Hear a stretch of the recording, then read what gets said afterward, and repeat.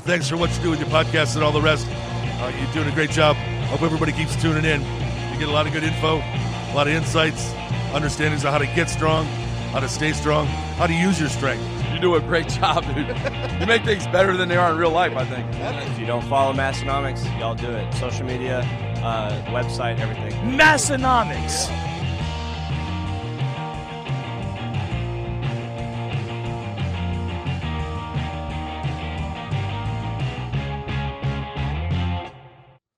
We're back for episode 532 of the Massenomics podcast. That's right. Season 2, episode 32 of your favorite podcast series, now in its second season. My name is Tanner. And my name is Tommy. Tanner, it did not even dawn on me last week until I went back to edit the episode and I saw episode 531 and I thought, wow, we really missed some opportunities here. We should have got Jim on the phone for even just a couple of minutes, shouldn't we? It would have been the time to do it. Yeah. Well, there's always like 1,531 to do it. Yeah. Yeah. So just in episodes. 20 years from now. That's it. That's it. Yeah, we did drop the ball on that, didn't we? Mm-hmm. Is there anything with 532 that we should be doing? Quick. We'll completely change the episode plan. I got nothing. Yeah. Me either. We'll think of it next week. We'll think of it a week too late. But this week, what I want to think about right now is barefoot shoes. Do you want $20 off your order? That's great. It's the perfect time. Head over to Barefoot Shoes. You can do it. They got a little $20 off coupon there. And they've got summer-ready sandals. The Bear Flops have a wide natural shape that allows your feet to move freely. They're made with materials right here in America. The Ursus is the ultimate training shoe featuring the wide toe box, zero-drop platform, and flexible construction. I'll just tell you, that's my favorite shoe of theirs is the Ursus. So check that out.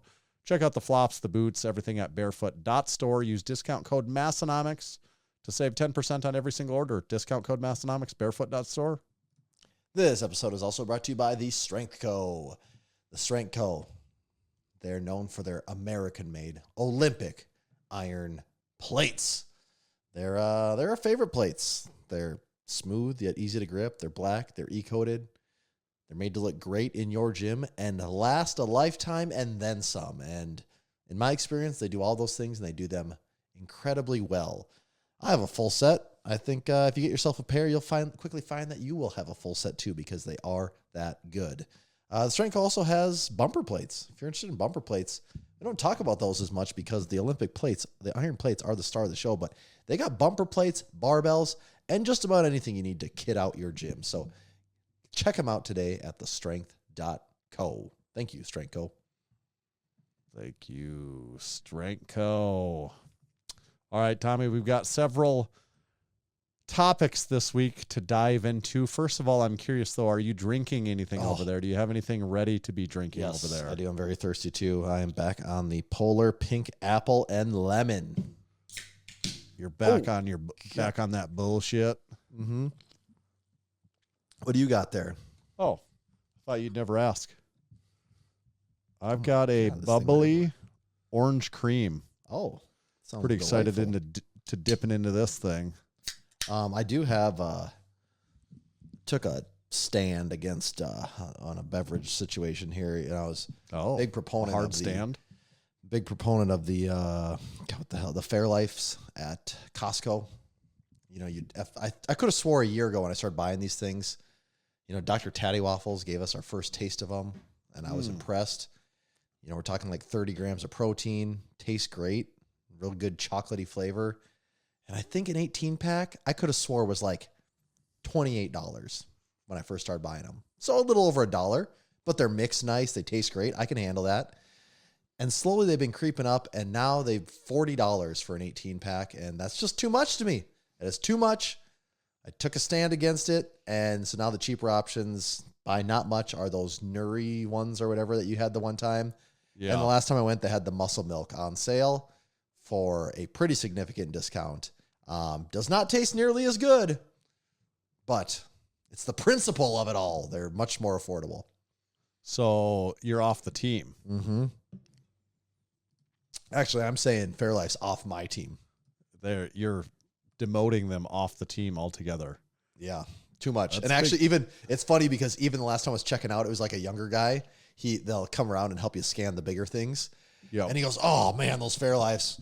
Oh, I used to buy those things, but man, they're just too expensive. I had to quit doing it." And I'm like, "I'm right there with you, buddy. This is probably the last time I'm doing it." And that was the last time. Inflation, am I right? Thanks, Obama. Oh, God dang. I don't think I ever mentioned this on the podcast, the regular Fairlife chocolate milk. It was on some crazy sale at Walmart. Yeah, you did say that. Did you guys buy a ton of them? Yeah, we bought like 20 of them. And the joke was like legitimately we had 20. Our downstairs fridge was just completely packed with them. And our joke when we first got them was like we just opened the first one and I'm like, "Oh, is that the last one?" Like that's how fast they were going to go. It's like, "Oh, last one right here." And I said that like 5 times on the first ones. And then all of a sudden it was like, "Yep, here's the last one." It went that fast. Short-lived. Yep. But you were living the high life for a little bit. Our whole family was just drinking Fairlife chocolate milk like it was water. We just had that IV. I mean, I didn't drink that much of it, but we all had IVs with Fairlife chocolate milk drips. It was like, and now I'm like, this must be how rich people live. they're hooked up to their Fairlife dispensers, and now everyone's just going through withdrawals over there. Yeah, yeah, someone's wealthy when they're drinking that Fairlife. It's a real status symbol, like that and a pair of lift shorts. Am I right? That's the classic symbols of wealth. Classic 2019 joke. Make lift short being expensive funny again. something words. We talked for years like, Matt, that joke just doesn't die. The whole bit just keeps on going. I don't think it'll ever end. And you know what? I mean, I think it's fair. We can have the full burial here, right here, right now. That joke is dead. There's a couple things though. One was it was kind of forced to die by true certain pressures. Yeah, the man. Say the man. The man. Yeah, we'll just say corporate America forced that one out of existence. So you can thank the suits for that one. And I mean, that was the major blow to it. But then I don't know if you know, but we've made a ton of content over the years. At a certain point, we had to make room for other jokes. You know, I think if anyone wanted to bring it back, we could in a hurry. But right, we did just kind of have to make room for other jokes, though. Didn't we? It's kind of in our favor to sort of let it die, though. Yeah. Rest in peace, expensive lift shorts jokes. I still like when people I'll see the most random people pull that out of the woodwork. You know, not every even once in a while, hardcore supporting members, but just like random people across the internet be like, "Oh yeah, the expensive shorts guys." I'm like, all right, they still know. They've been around. They know what's up. Yeah, it's not like we aren't the gym tour guys. To them, we're still the expensive shorts guys. Actually, that is funny to think about. Yes, because a lot of people, we are the gym tour guys, but there is a group where we're the expensive shorts guys. This bubbly orange cream is straight fire. It's straight fire. I bet in a good way. It's like drinking fire. So did you have a little a perfect little training session? Yeah. I went to Did you call it a perfect little training session? I mean, it could have been a little better on my end, but the environment, the gym did not disappoint. That was perfect. I went over to Big Bryce's Perfect Little Sweeties to get a little squat session in. You know, we're starting to get to where there's some heavier weights involved. So sometimes you're like, oh, maybe I'll change up the scenery, have a real spotter, you know, do the whole thing. And I figured you just went over there just for the double standing leg curl. Well, I mean, that was the main reason. These other things are excuses, but yeah, that was actually the main reason. I went there, had a big squat day, and I specifically did not look in Juggernaut what my squat day would be before because I knew I'd be thinking about it too much. I mean, I knew it was an RP 10 day, so I knew it was going to be big, but right. Once I started warming up and hit the button and I saw, oh, your top set's supposed to be 495 for a triple. I'm like, damn, 5 plates for a triple? Like, where's this coming from? I've never done this before, like ever. Like not even close. I don't know if I've ever done 495 5 plates for more than one rep. I've never done 5 plates for more than 1 rep on a squat. You've never done 5 plates or more for anything at more than 1 rep. Exactly. Yeah. Yeah. Even when I squatted 540, I mean, leading up to that, I thought my squat was. You hadn't done No, because I remember thinking leading up to that, my squat. Well, also we were terrible at peaking kind of then. Right. But right. Leading up to that, I thought my squat was like in the low fives, and so it was a few weeks out, and I took like 500-ish for a single. That was only my second time ever touching it, and it flew. And then I was like, oh no, there's a lot more here. But I never took multiple reps of anything there. So yeah, when I saw the triple, I'm like, damn, okay, here we go. And warm-ups were feeling fast and easy, and so we did 495, and the first one went really fast, and then the second one, it actually watching back, it moved fine, but in my head, it just felt like misgrooved, and it felt odd and off, and then I'm like, just in my head, I'm like, nope, we did it. We hit it. We did it 4 reps. We have now done it 4 reps. Yeah. I can live to die another day. Just post 495, 4 reps. Yeah. I've done How many? Well, it was multiple reps. Let's just leave it at that. And I'm like, you know Is what? that I what hit you my double. told Juggernaut? It was like, so did you 2 or 3? And you're like, Juggernaut, it was for reps. Let's just put it that way. For reps, Juggernaut. I put FER for reps in there. And I put it at a 9.5. It was probably a 9, but I probably could have taken it. But in my aging body over here, you just got to know when to save that final hoorah for the right time. So I let it ride, I let it go, and finish out the session. That wasn't your peaking day, or I mean, that wasn't your my grand final goal form of the entire training. No. Session wasn't to hit 495 for 3 on that day. No, it was not. And also, I think my biggest squat leading up to this at this point was like 465 for 4. So I mean, it was a big jump. But yeah. And then Bryce hit some big benching. We got some standing double leg curls in. Got to touch some, York round heads. I got to look at your 160-pound dumbbells there. Did you pick up the 160s? No, I left them right down in the pile with all the 160s for a ride. dumbbells. I did not want to even touch them. Did they look big? They looked very large. Actually, the whole pile they're in, I think like every dumbbell is like 130 or bigger. It's just, man, that is a lot of weight over there. I always like what at any given almost always at any given time I have gym equipment that's somewhere else, just like waiting. Not even just somewhere else, like scattered all over the country, sort of actually. Yeah. And it's always the most fun when it shows up because I'm like, oh, I bought that 6 months. I paid for that 6 months ago. Now it's just like, it seems free now. It's kind of like Christmas. Oh, I forgot I got that even. You just on the honor system that people are going to remember to bring it to you at some point. There's probably some things out there that I never got and completely someone else has it. Just like, oh, that sucker. He paid me and I'm still using them. So was Paul too afraid to come lift with you guys at Perfect? I actually think he said he was done lifting. He's over it now. Like in honor of Bryce quitting after he Bryce's said he's going to wedding, beat he's Bryce also to quitting, quit. like as a show of solidarity. They're all also quitting be together. quitting. And Bryce was telling me how it's kind of bittersweet because he's going to be done lifting in about 6 weeks here. So what is the plan for the gym equipment then? Like, will it just all go on Marketplace? I was asking about it. Supporting members at first dibs. You might just throw it on this driveway and put a free sign up and just see whoever comes and get. That way, it doesn't have to deal with anyone. Then Sioux Falls Facebook Marketplace about to be popping soon. yes. The market's going to get flooded with gym equipment. Mm-hmm. What were your back down sets then? Like after that? 2 triples at 405. Oh, okay. So it was a pretty healthy back down then. At that point, I mean, practically, might as well been an it's empty like, bar. I guess deload week starts early. That's what I thought when I saw that one. So did you have an ice cream bar from the? I was messing with it. And I'm like, you know what? It's I'm gonna go in my car. I got all this crap. I'm like, I don't need an ice cream bar right now, so I left it. Build the chest freezer, F the rest. That's good. I like that. That's what I've always said. I want that shirt. Does it seem a lot different in Perfect Little Swedes gym from when we toured it? There's a few little things that are different. There's a weight tree that I didn't remember. He does have, the Rogue, the Rogue GHD.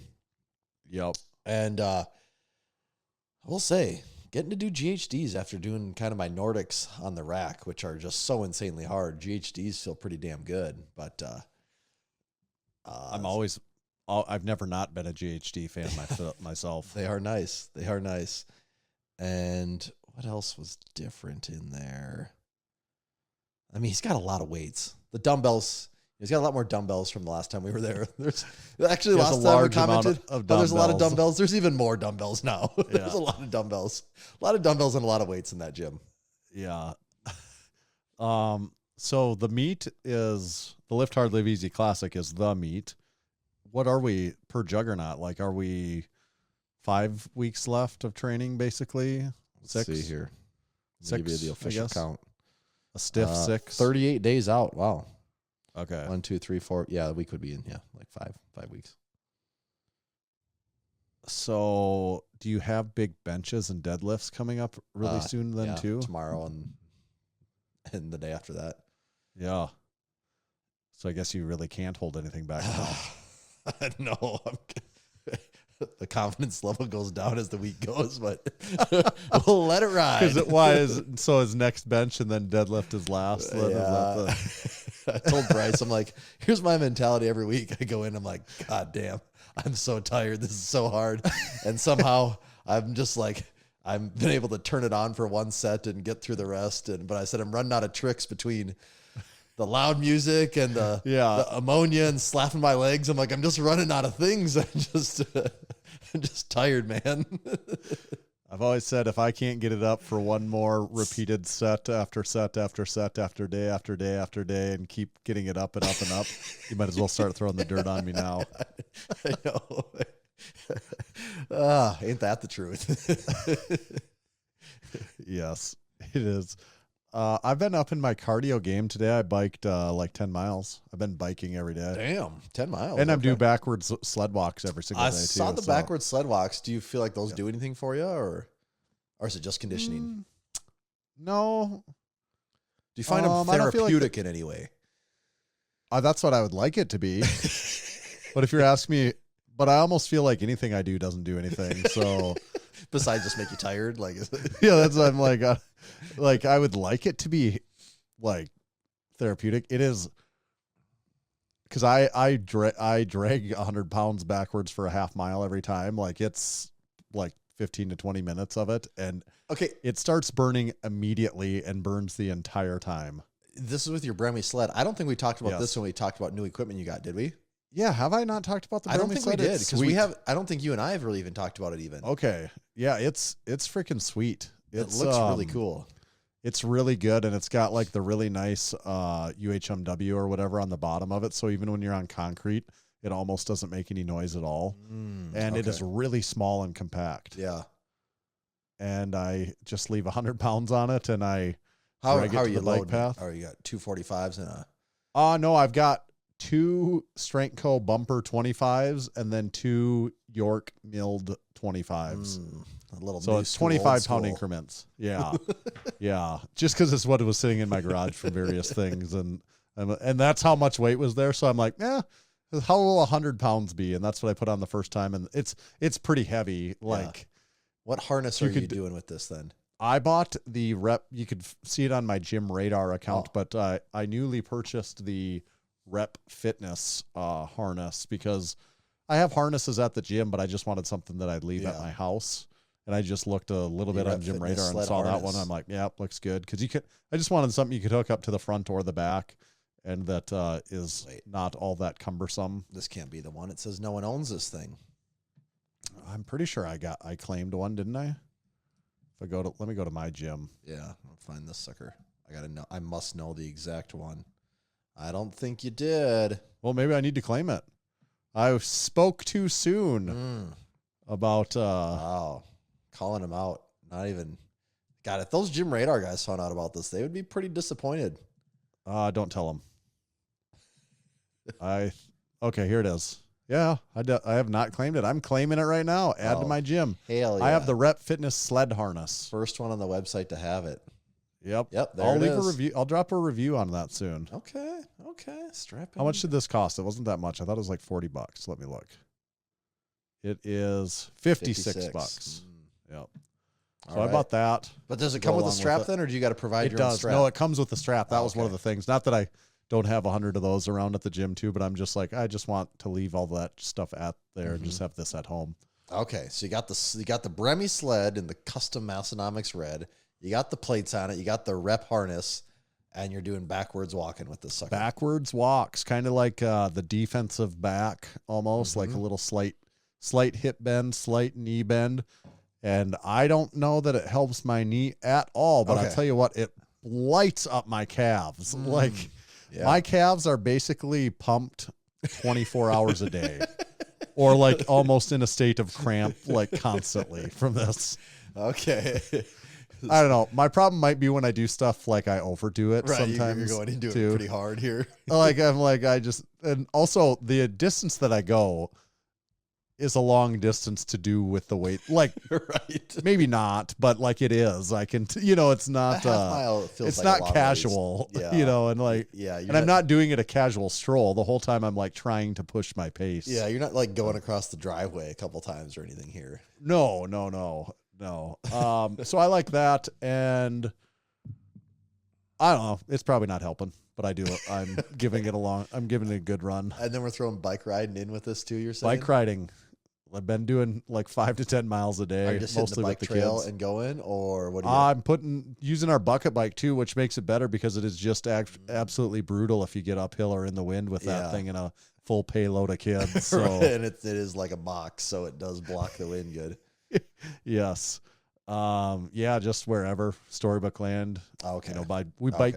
I usually bike like tonight we bike to Storybook Land, which is like 4 miles there and 4 miles back. So you guys take the Fairgrounds Road the whole way? Or you... No, we take the bike path through Lee Park. Oh, so I just go down. I just go all the way down 15th, which runs right into Lee Park. Yep.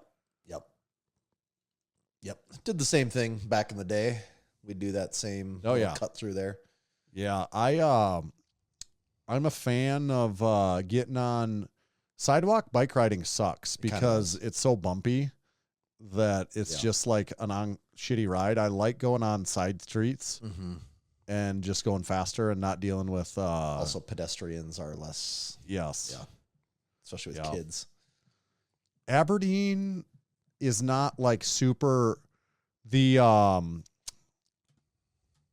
lot of drivers don't like bikes on the road.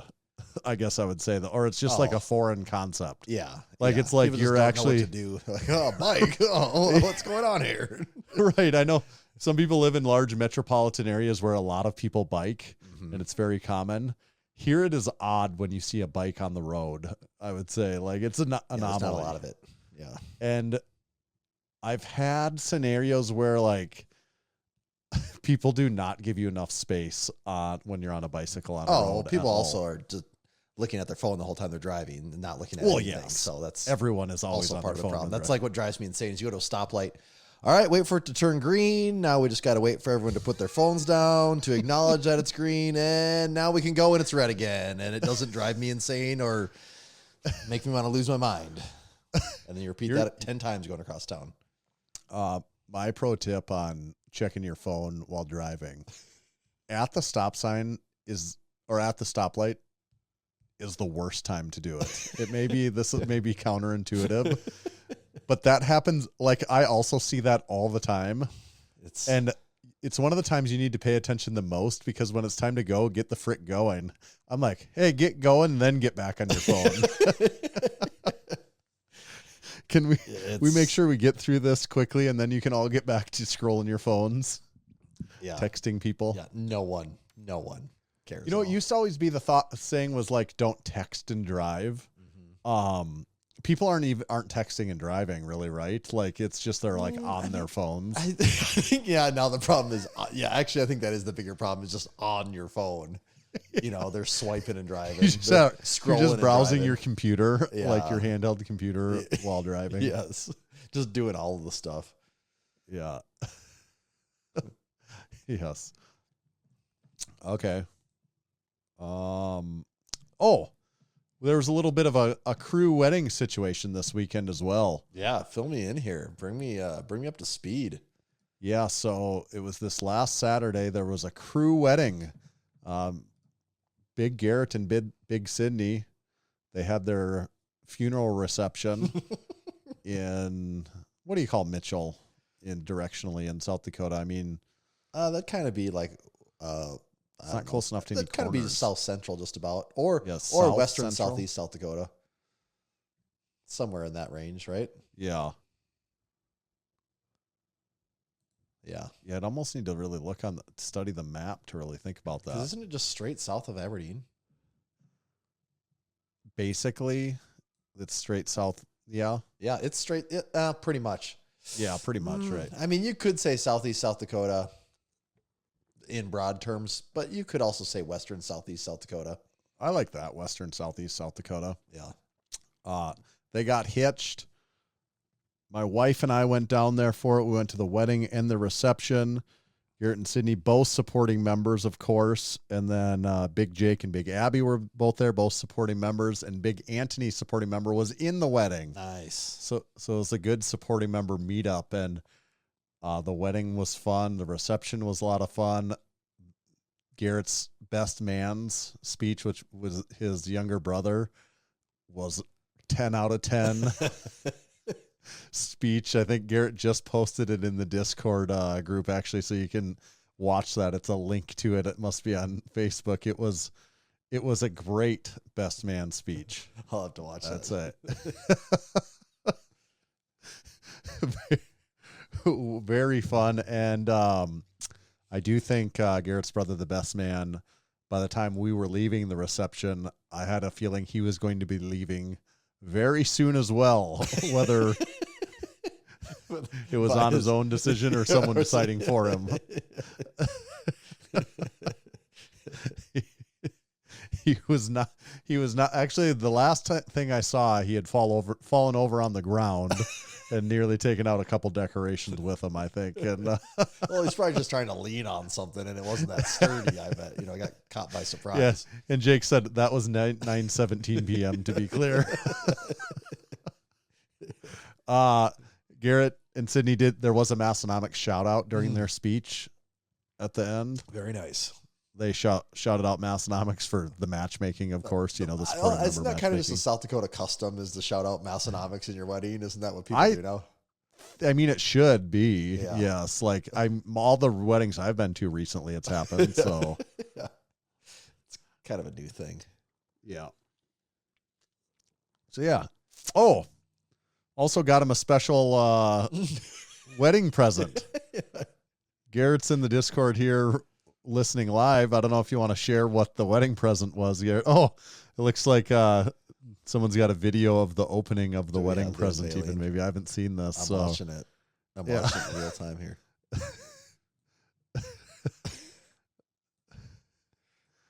I'm also watching. Does this sound come across at all, or? Well, it's in my headphones. I don't think it makes the Okay. recording, but yep, there's something about a boy getting his first bells of steel stringer that just Yeah. you love to see it. Oh, I wonder. He said it's even from Tron. I wonder if it has Tron's address still on the thing. Actually, yeah. So they did get a Bells of Steel stringer, man, as some is people tradition have it all, for their don't wedding they? present. Yeah. I'm pretty sure we got him the biggest gift out of all. I didn't see any bigger gifts than that. Nothing heavier on the gift No. table.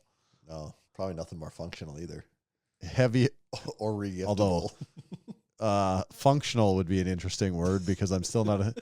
My There wife is a was asking function. me, my wife had to wrap that, and was telling her the story about it, and she's like, "So what do you do with it?" And I'm like, "See, that's the thing."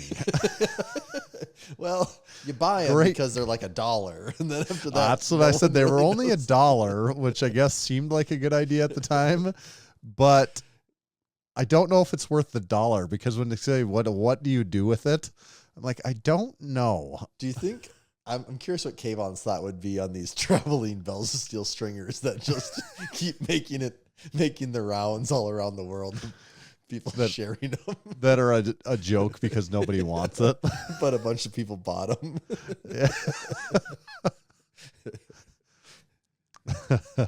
Anthony said his whole family was very confused. As they should be. Yes. They just kind of looked around. Oh, that's good. Okay. Should we do supporting members, or is it kind of one thing? Yes. Talk about the crew wedding. Let's do it. Okay. Other supporting members. Let's see. Big Anastasia was the top Gold Star Army Cadet Award recipient. Wow. She was also the only kid at ABS in powerlifting meet in Canada. She got 7th place, including a deadlift PR. Nice. Big Joey was also there, and he did a sandbag over bar event. Big Garrett and Big Sydney got hitched, as we mentioned.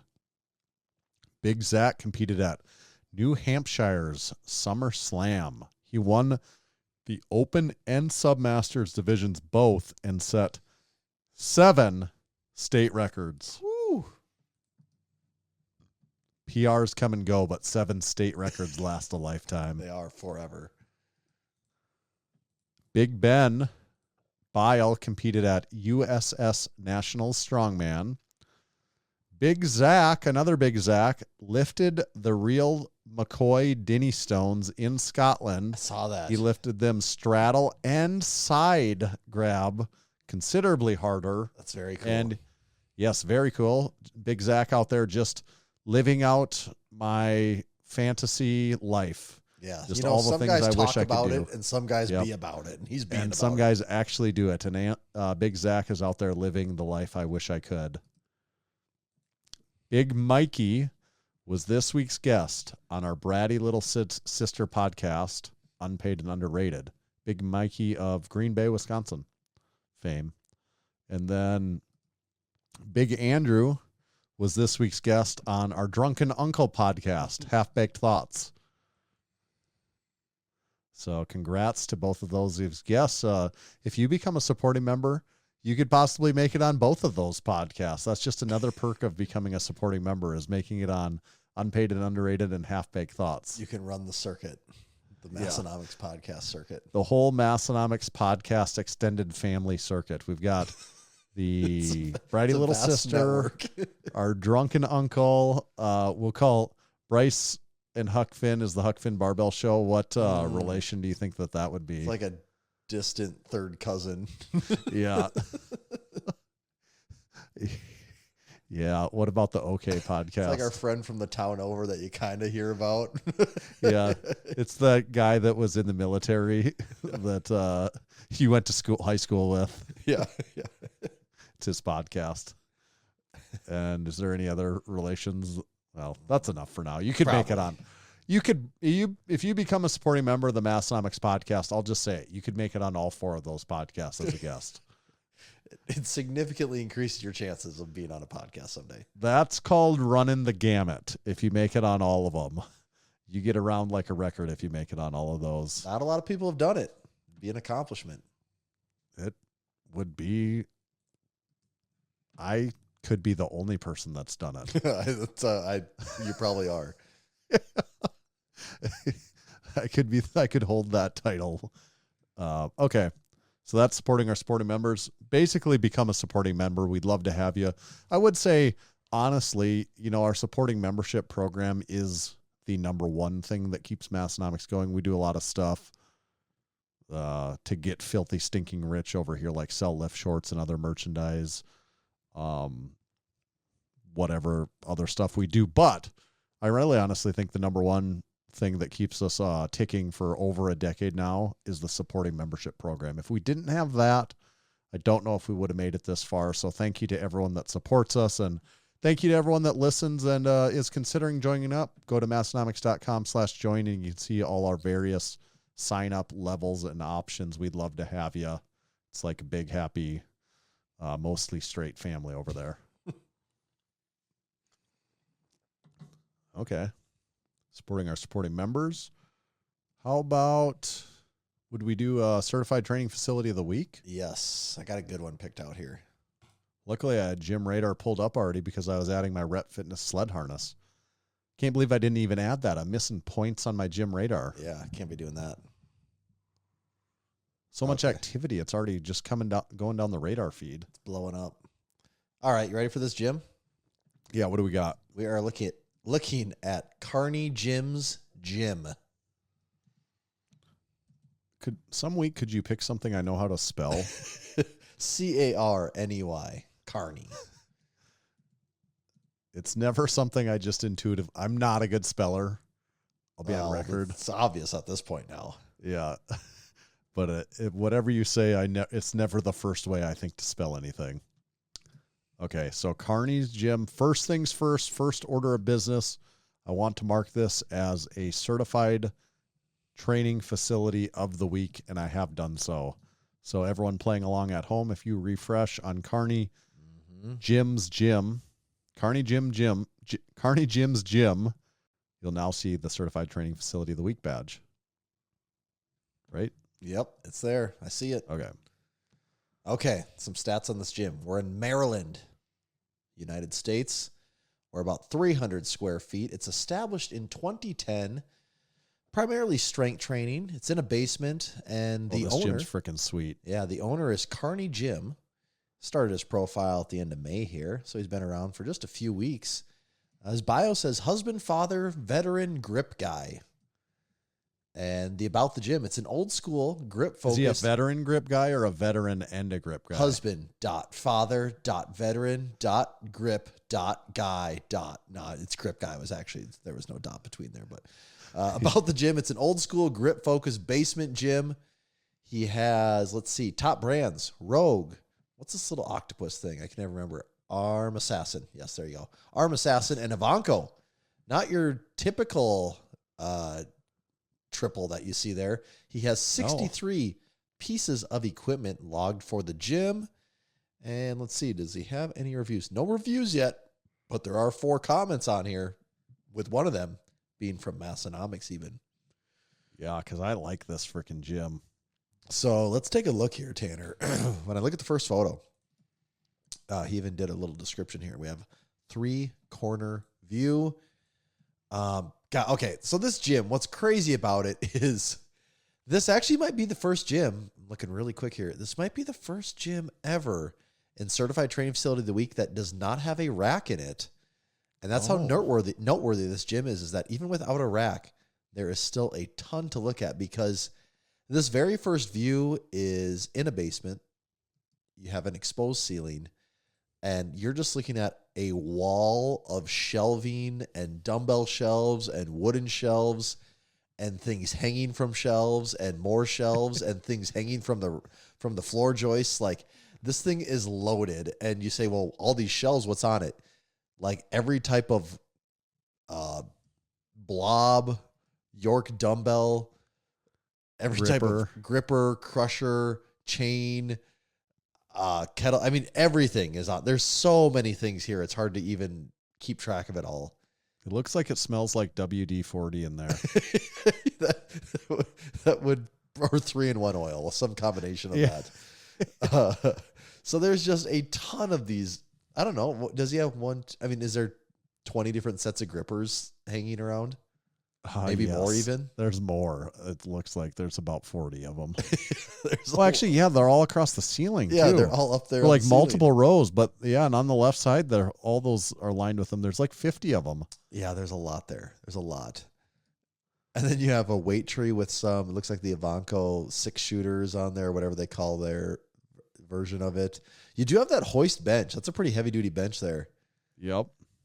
We got some actually, the weight tree has just a collection of plates on it. There's a barbell on there, too. I'm not sure what that is. We got a trap bar. What's that? What's in photo number 2?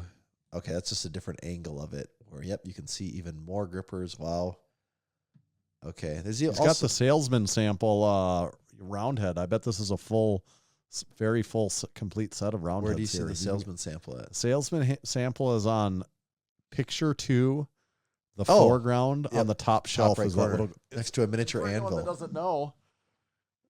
He's got this. Mm-hmm. There it is.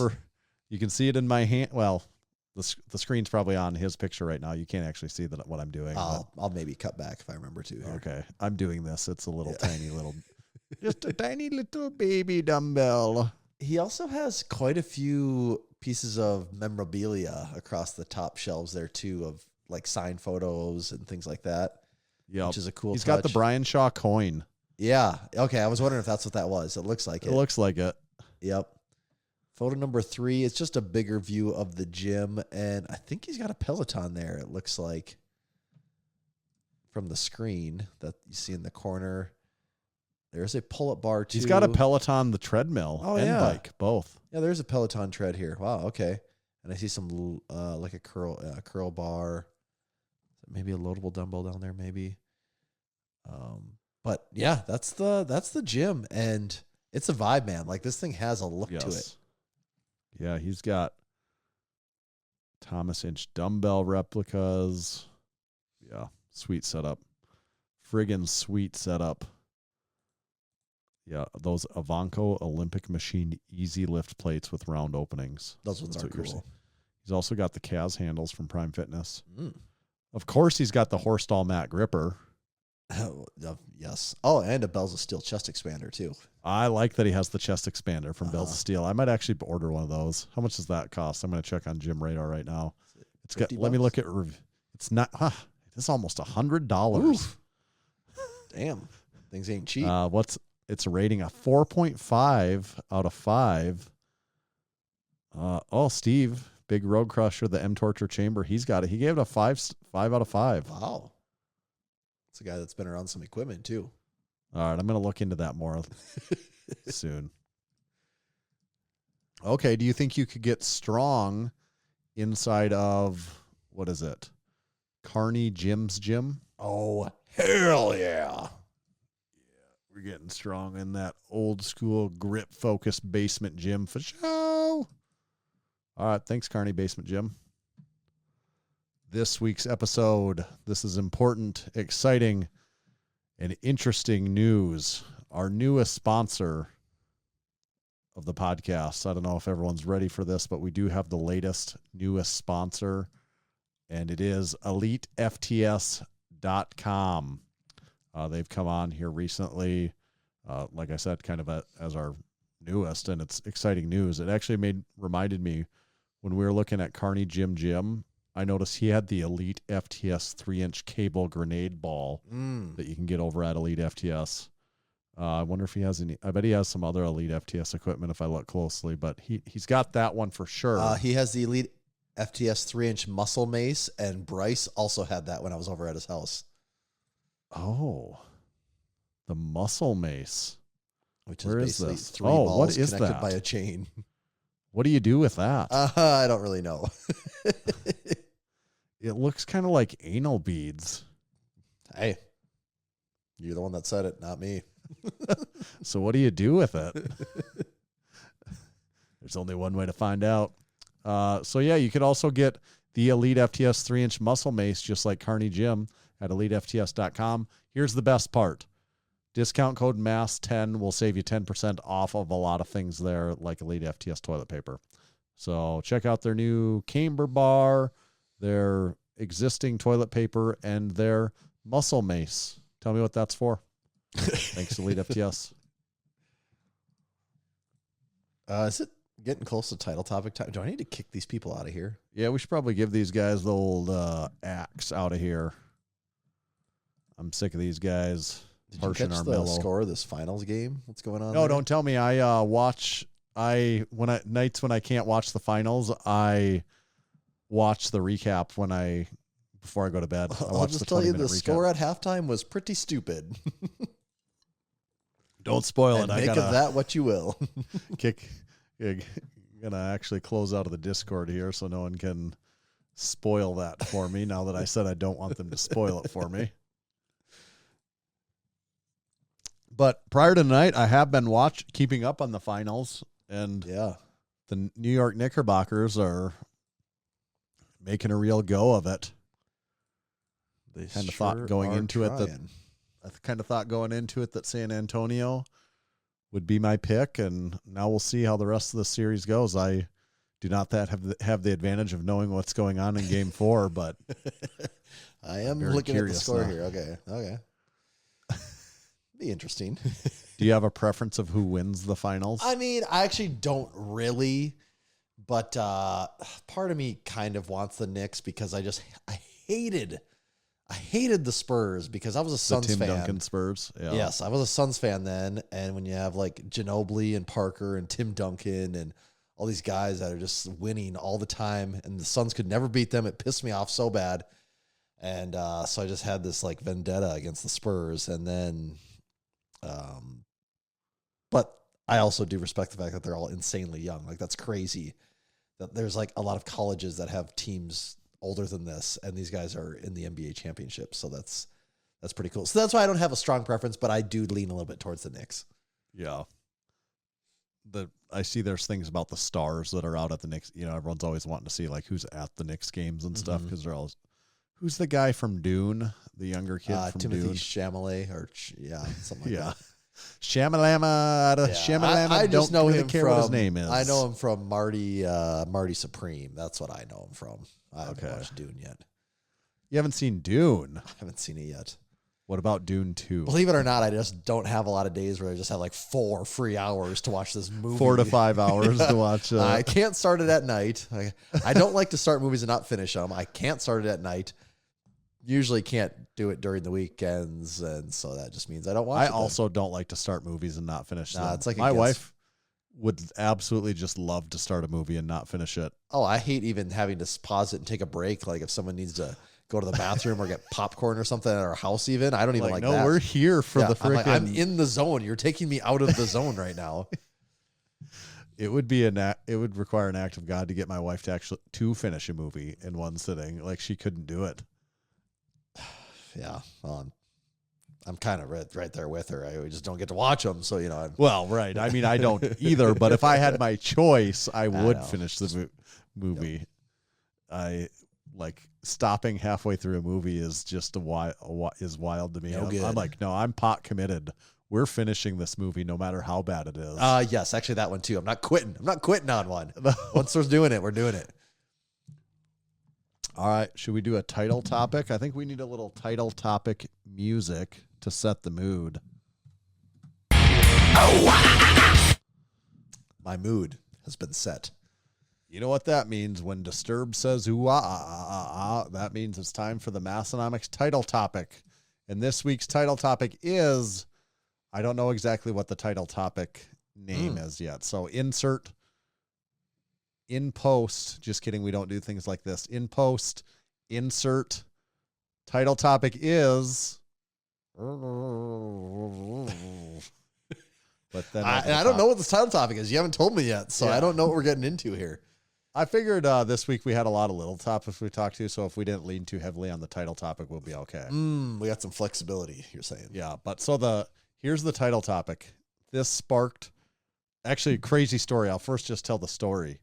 Actually, it's not crazy story. That's way an over embellishment. Well, barely interesting story. Way to really bring the excitement up and then back down.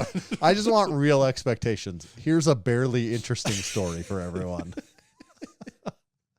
Here's a marginally, potentially, it's not that good of a story, actually. Here's a bad story. All right. So expectations are just in the gutter right now. It's a story. Okay, Tanner has a story. Listen up. Tanner's got a story. It is a story. When I was at the gym earlier this week, talking with your brother Ryan, we talk about training. I talk about training with people in the gym all the time for the last 20 years. I mean, like the number one thing I talk about, believe it or not, the number one thing I talk about in the gym with other people in the gym is training. Mm-hmm. Like that's my getting everyone's favorite update. Thing. What hurts, what doesn't hurt, what's going good, what's going bad. Yeah. Yeah. Side tangent. This is not the bad story. This is just a side bad story. Is we had a good laugh of, the if someone comes into the gym, you're used to them. They're in the gym all the time. You might say, how's it going or something. Really, I don't even say that. But you know what is it that you ask them? How's lifting going? How's lifting going? Or what are you lifting today? Yeah. What are you lifting today? Like, what do you got today? Like, if I had that actually is the first. Yes. That one comes without even thinking. And then it's like, okay, because actually exactly how it went with Bryce. Go there. So what are you lifting today? And then once we got that out of the way, then it's, well, how's lifting going? So yeah, that's yes. The first thing is, what are you lifting today? That's how you say hi in the gym to people you know from the gym is, what are you lifting today? That's also a sign of respect. Like, I appreciate you enough that I'm going to bother to ask what you're lifting today.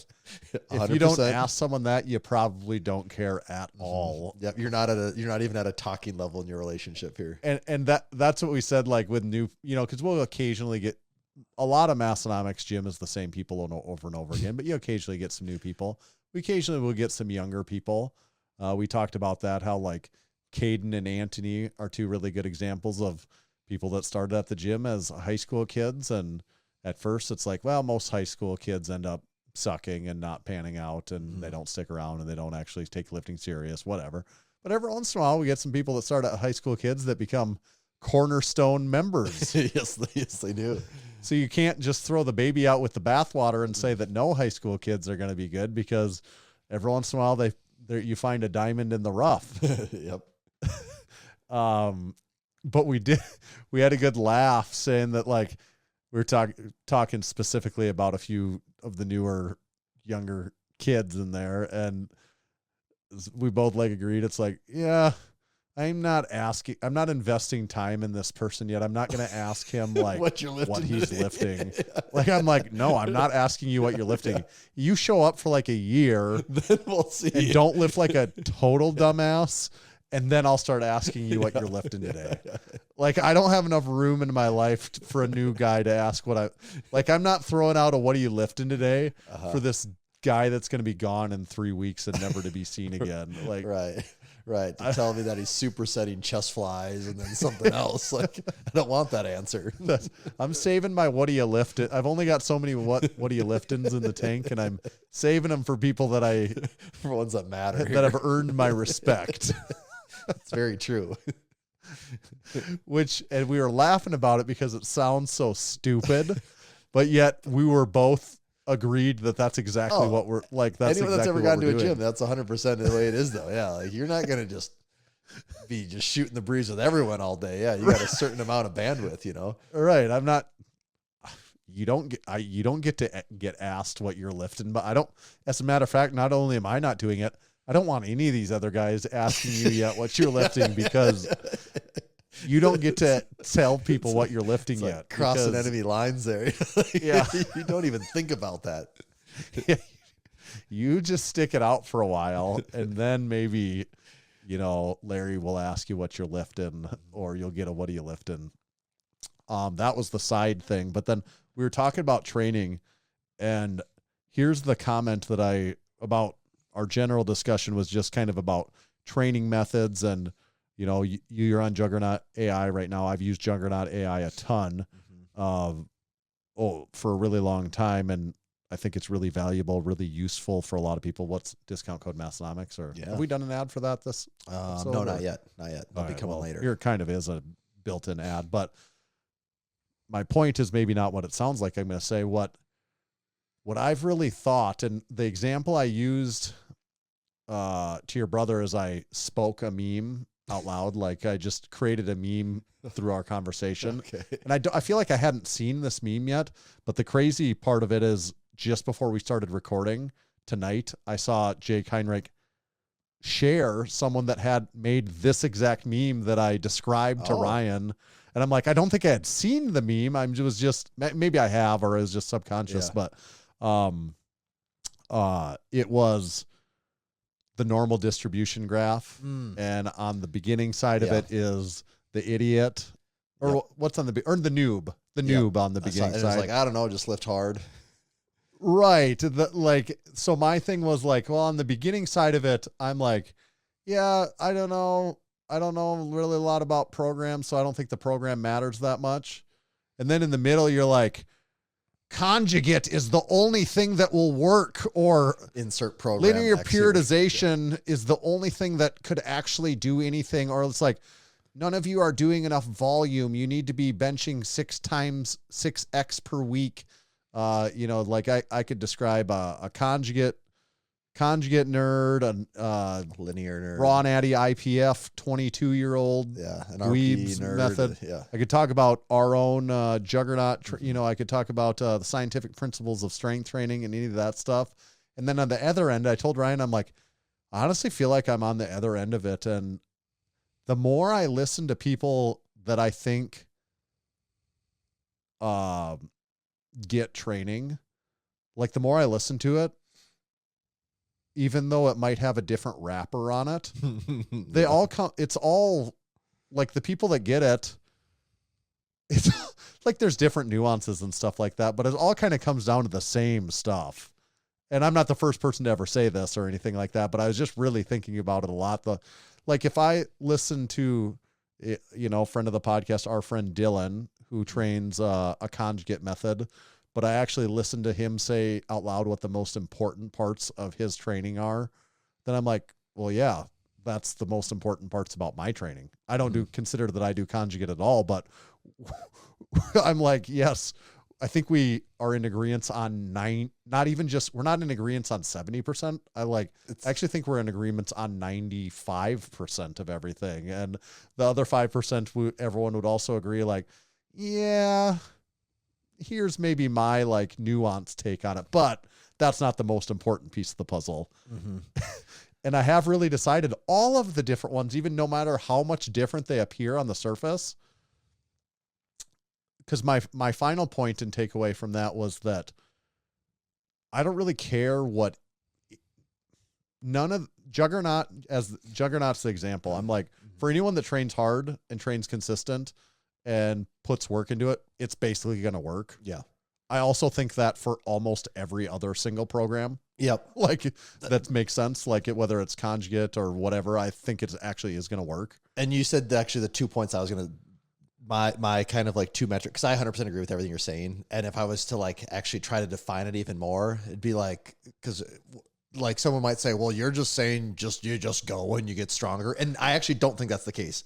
I think there's two very important check boxes. Maybe there's three, but I haven't thought about this at all. But the two is you have to have kind of a rough plan. It doesn't need to be super defined, but you need to have a little bit of a plan. Like you can't just sort of just like wing it every week. Winging it actually doesn't work. I watch a lot of people wing it, and it works for a brand new rank ass beginner. Yeah. Because they just haven't done shit. But like, so they're just training. So it works for a few months. Yep.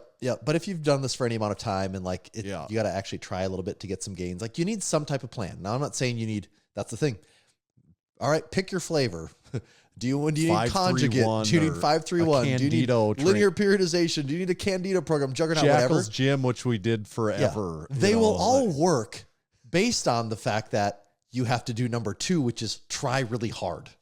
So you need to have kind of a rough plan, and you need to try hard when you're doing that. And I guess you could add a number 3, and you need to be consistent. If you do those 3 things, almost every program works. Yeah. Almost everyone. Like, okay, and then if you've been doing it a long time.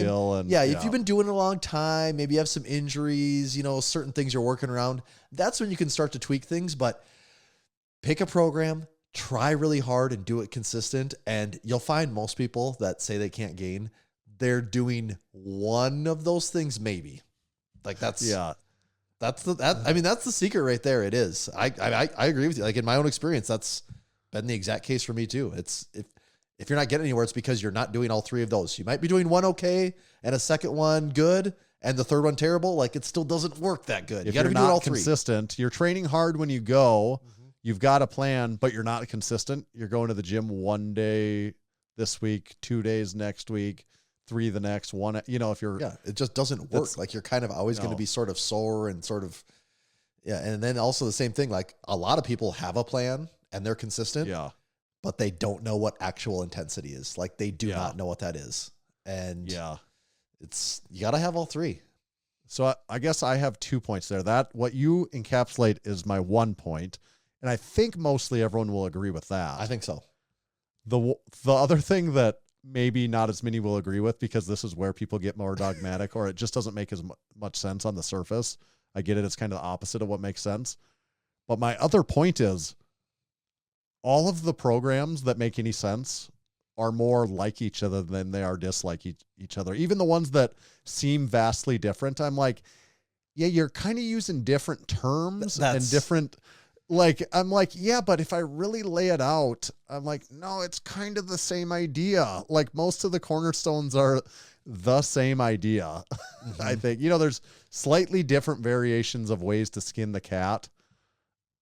And some people take any of those to a more extreme. And if you take 2 people on two ends of the extremes of a training methodology. They're farthest apart, but you get two people that use a methodology and are on the more moderate spectrums of that. You get them like they're really close together, actually. Like, Yeah. that's where people could disagree, but I just see the longer I go, the more similarities I see in things that I even thought were more different for a while. Where you can find exceptions, like if you take a program that's squat every single day, well, that frequency is 7 days a week. You know, that's different. But like, yeah, but I mean, it does come down to the fact that you got a few variables. You have intensity and you have volume, frequency. Yeah, and like, I mean, like those are kind of the main and things. you can pull frequency. You can pull too, I guess, levers, and you can't pull all. You know, everyone knows you can't pull the volume, frequency, intensity lever all at the same time. Yeah, you can't crank all those up all the way because it just doesn't work like Right. that. Like, Right, you just that's have when the different- machine explodes. You Yep. know, Yep, you just so have you only different- get to crank so many levers at once, and they're all of them the same. It's just a manipulation of when and how frequently. You know, I just think that they're really similar.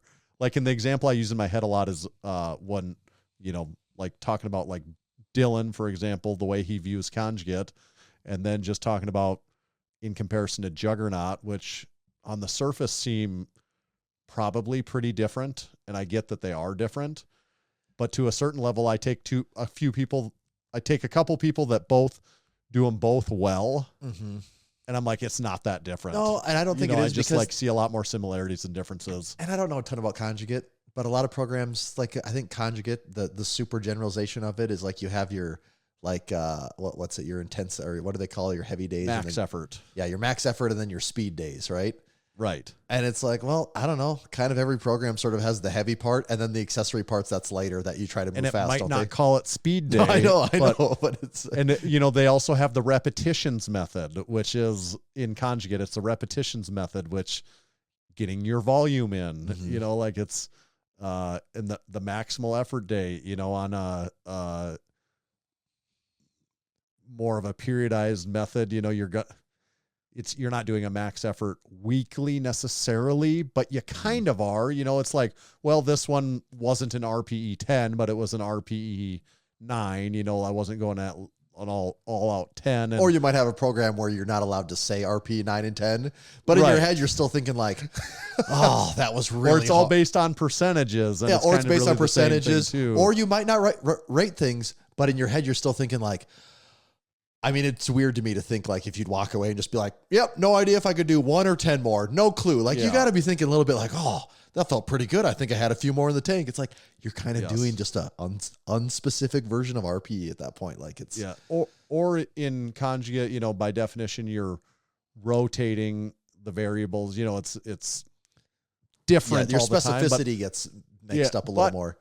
the people that I see it utilize it the best, they're not just doing random crazy shit. You know, there's Every a method single to that. session. Yeah. Yeah, like, there's a still method is- to that method, and it's like peaking them towards what their goals are also. Yeah. And like it's just like it's not just like, but it's a more what we're used to for training, where you pick a different secondary movement for a Mhm. while because You you're let that building a ride weekness for there. a you few know, weeks, a few months, and you don't keep until- it forever. You probably rotate it out to something Yep, until you feel else. like you've gotten all the easy gains out of that. Then it's Right. like, all right, let's move on to the next one with some easy gains Yeah. that still feels like it's doing something. I think especially there, what you're talking about though, is with all programs, is there does, and I think this is like where the real art and science of it is there does become this like special skill in taking all those pieces and laying them out intelligently though. Like that is where Right. it can be hard.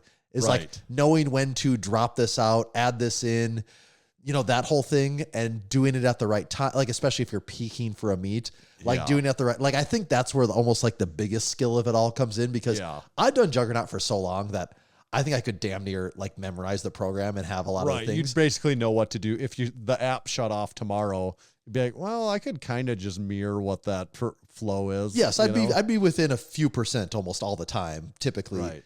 But where it gets challenging is like leading up to a meet. I don't peak for a meet very often, and like that's just Right. something I'm not like. I'm talking about hypertrophy blocks and strength blocks. I've done dozens of those things at this point. Peaking for a meet in Juggernaut, I've done that like twice at this point. Like and it's a year apart. So like that is the part that I would struggle with more, and you know, for me, I guess it turns into my training log too. But yeah, like it is a thing. People like to make training more complicated than what it is. And it's Right. It's not at the end of the day that complicated. Yeah, that's what I would say. It's not that complicated. So this is maybe giving myself too much credit, or I'm viewing myself through rose-colored glasses, but I feel like I'm somewhere on that. I'm that guy at the end that's like, no, all of these, I caveat when I say all of them, I'm like, all of the good ones. Or when I say, a lot of the training's really similar, I'm thinking of the good lifter or the good trainer, not the person that's kind of that's not doing. That's going to max out on bench properly this week and then take a week off. And then the next week they're going to do 4 sets of 10. And then it's like, okay, well, there's no plan there actually. Right. I'm thinking of the educated lifter and, the person that's probably goes about things right, whatever their, variation of right is. They're just pretty similar to me. When I'm on the other end, I'm like, nah, that's probably good too. Probably working for them also. Yeah. It's crazy, but it's one of the few things in life where if you show up and do the work, for the most part, you will get something out of it. There was someone talking in the Discord this week. What was it about? This is also just a side tangent, but what you said reminded me of it, that the idea that, you can't buy strength, which is pretty much true too. Like you could take PEDs, do stuff like that, but still it's not going to do anything unless you're training hard you still too. Have to you still have to put some work in. Yeah, depending on the person, you might be able to put less work in. Physique. Right. But yeah, you still need to put the work in for sure. Right. So anyone that's done that, this is not basically unrelated to the prior conversation here, but I just also like that thought that you can't really buy. Which we talked about that before. Right? Like, remember, like that was the whole thing of like, yep, you just know when you see someone that lifts, you just know, and you're like, yep, we relate to each other on a way that no one else here does. So that was my title topic on training methods. I don't know if I have anything else to add. Do you have anything else to add on that? Yeah, with that being said, obviously everyone knows Juggernaut is the best way to get strong. So no, I'm just kidding. Use whatever program you like. Just show up and do it and like put the effort in. Like but Juggernaut's a good option. If you're out there and you're like, what should I use? For $30 a month, it's one of the good choices that you have out there. It's one of the choices. Yeah. And it's one I can recommend, but also there is a ton of choices too. So right. The best one, the one you're going to stick to. Yeah. In which, if you haven't stuck to the last 4, you're probably not going to stick to the next one. Actually, probably not. Yeah. And also think of training as like longer than like 4 weeks. And think of it also preferably longer than 8 weeks. And then once you actually just start thinking of it as like 16 to 28 weeks, then you're just like, well, yeah, I'm just in this for the long run. Once you start looking at like time spans that long. Right. 4 or 8 weeks or any of those amounts of time go by so fast in the training world.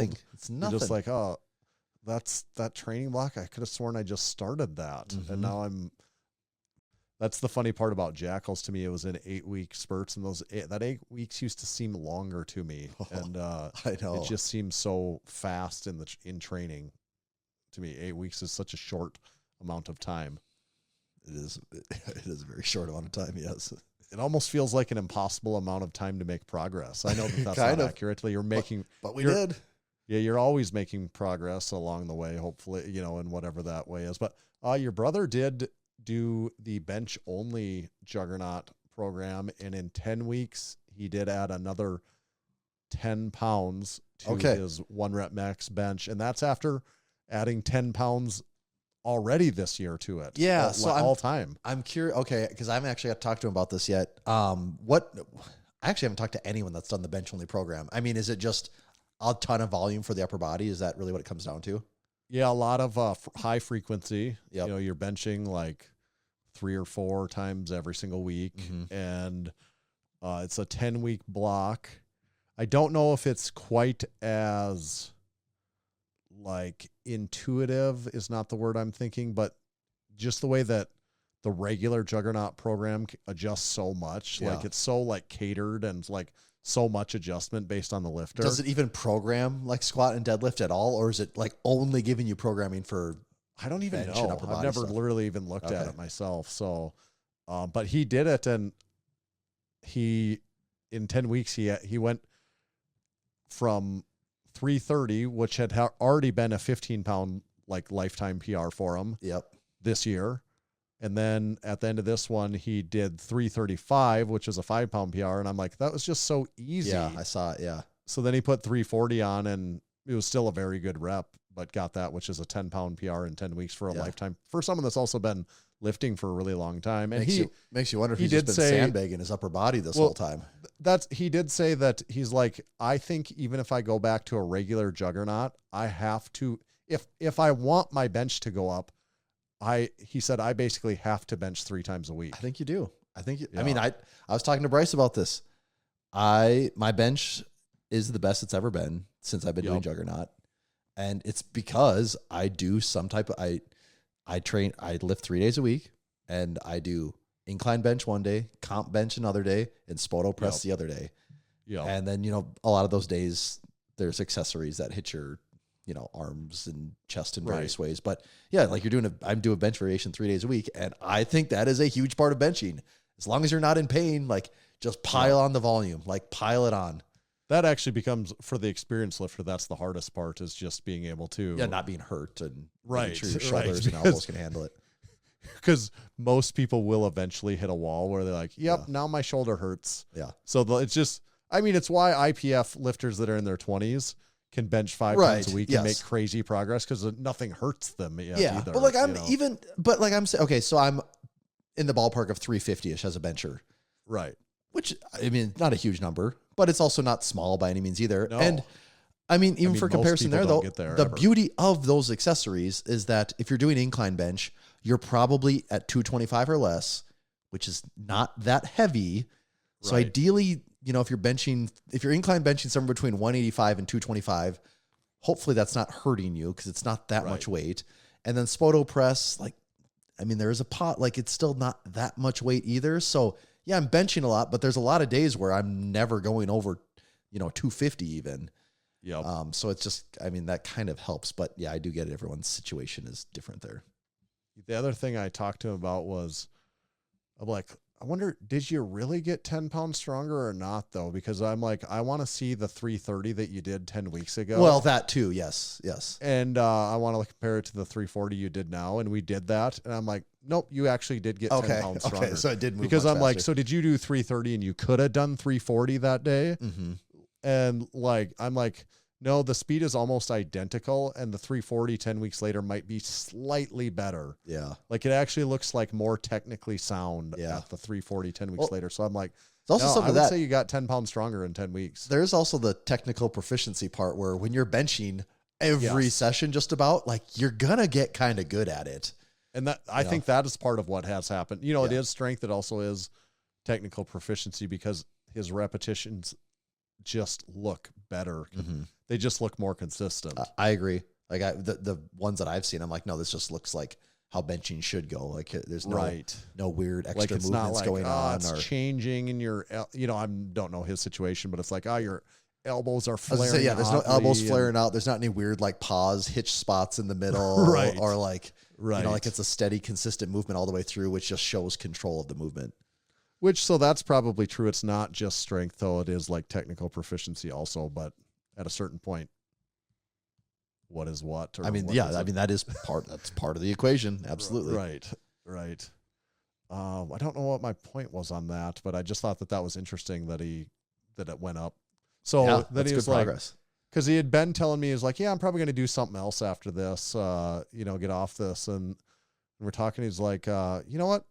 Might just do that again. One more time, run it back. I'm like, yeah, to tell you the truth, if I gain 10 pounds on any of my lifts for all-time PRs right now, probably want to try the same thing again. Just keep it going. Yeah, because 10 pounds in 10 weeks, it's doesn't work forever like that. Nothing does, because we'd all be benching 10 bajillion pounds right now. 1,000 pounds. But I'm like, I also am not a huge fan of completely moving away from things that are working. Mm-hmm. Like if someone gets done with Juggernaut and like, yeah, you hit 3 lifetime PRs, you've been lifting for 20 years. They're like, yeah, I'm thinking about changing it up. I'm like, really? I'm going to do something different. Really? This is working too good. You shouldn't do that. How about no? How about you do that for a full year this time, and let's see how strong you are after that. Mm-hmm. Let's not change it up. Let's actually do the exact same thing over again until it doesn't work, and then we'll change it up. Yeah, keep those gains going. Yeah.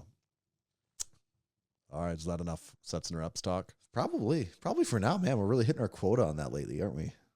Yep. I mean, you can't beat a little good sets and reps. Oh. It also can get people fired up in the comments. So let us know in the comments what you disagree with on our sets and reps talk. And if you ask anyone if they've been what they're lifting lately. Someone, what did someone get me on today on Facebook? My wife even had to comment on this because she was like, The guy, he said deadlift won't build size, I think. Is that what they put in there? yeah, like what was the I gotta see the comment of what it was. Because weren't you doing like $495 off a deficit? Yeah, for a set of 5. And he just says that won't build size. And also, like, I'm not saying I'm Ronnie Coleman over here, but I'm wearing a cutoff in the thing, and I'm like, I objectively don't look small. Like you can see my muscles on many parts of my body in that. And it's not even one of the video. things where you're like, I can't tell. It's like, oh yeah, when you're on a deficit. By the time the plates go all the way up, they've moved a very long distance here too. Yes, and he says that won't build size. I'm like, really? That won't build size? What do you think will build size? Yeah, that's where you're drawing the line. Deadlifts seem to get people triggered though. People don't like watching deadlifts of any kind because that's what got you. The guy got mad the one time. Was that the Randy one? Is it that? What is the logic of that? Actually, what is the reason that bothers people? Because I think with most of this stuff, it comes from an insecurity thing. Like you're just lifting way more than they ever could. So like, but is there something specific about the deadlift that would pull that out in people? It's probably the lift it's probably the lift you post school. more with bigger weights though, typically. Right. So people call that out more often. It's because if you put videos, well, this is what would happen. If you were regularly posting videos benching over 400, people be like, well, tell me how your shoulders are in 2 years. Like you'd be getting that. And then squatting, same thing. They're like, yeah, your back's good. Like you're still going to get negative comments of some kind. Right. Or if the deadlift I posted was only with 225, it's just not going to, it's not, but it's like the fact that it's, a lot of weight. That's where people have to come and chime in and defend their whatever they're trying to defend. This might not be right, but sometimes I feel like this logic may just be completely off base, but I'm like, deadlift sometimes feels like more of a new school lift, whereas the squat is like this old school, you squat and, drink your milk and you squat. I don't and like deadlift is kind of like the broccoli hair kid. Every one of them can deadlift like 500 pounds for some reason, that sort of thing. That might not make any sense. I know. That might be completely wrong. Like I could understand that more if that's if that comment was on that video of that kid. But the fact that it's you're the one that they're leaving the comment on. I'm not young. I'm not skinny. Like I'm not the... That's what because that comment absolutely appears on the one of the USAPL natty boy that's sumo deadlifting, 6 inches off the ground, and he's doing like 650 for reps. Yeah, and then he visually looks like he weighs 155 and he's doing 250 more pounds than you for 4 times as many reps. And then that's where people leave I'm pissed. It doesn't add size. Like, okay, I get it. You leave that comment there. But to leave it on your video, that was and then I saw you put the WYM. Did he ever reply to that or not? No, I was really hoping so. Because I thought about saying something else. And I'm like, it seems like a perfect chance for what do you mean? Because he won't know. Like, I know. Like, because it's really opened the door. Like, what do you mean? And then we're going to hear his Einstein's logic over here of why this won't build size. That's what I wanted. I wanted part 2. Like, what is his rebuttal going to be to this? But because the text on the thing that I put to had said something, love this variation because it's both awesome accessory for leg extensions and leg curls. So I was hoping he was going to like lean into leg extensions and leg curls or something. Be like, I just wanted to see the comment. Wouldn't that be the dream? Comes out of nowhere to defend leg extensions and leg curls. And then if you said the word felt load in there too, oh man. Oh. Alexa, say felt load. Okay. You know what makes me think we used to be a proper freaking country? What? Have you seen these Pizza Huts have you seen these Pizza Huts going around? So there's you were a kid in the 90s, right? I was, in fact, a child during the 90s. Yes, I was. Do you remember the 90s well? Because I do. I think I remember it probably about as well as anyone else was that was a child during the 90s.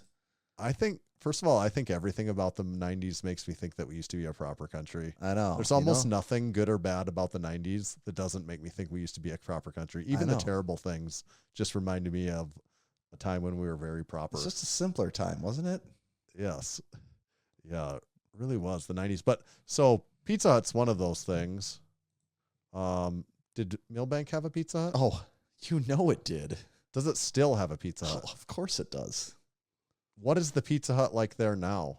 Is it the same Pizza Hut? Does it still look like a Pizza Hut? It's the same building that has the little Pizza Hut roof that they don't do anymore. It does have that. But I haven't been in it in a very long time. So how many years? Oh, I mean, probably since high school. So yeah, probably like close to 20 years.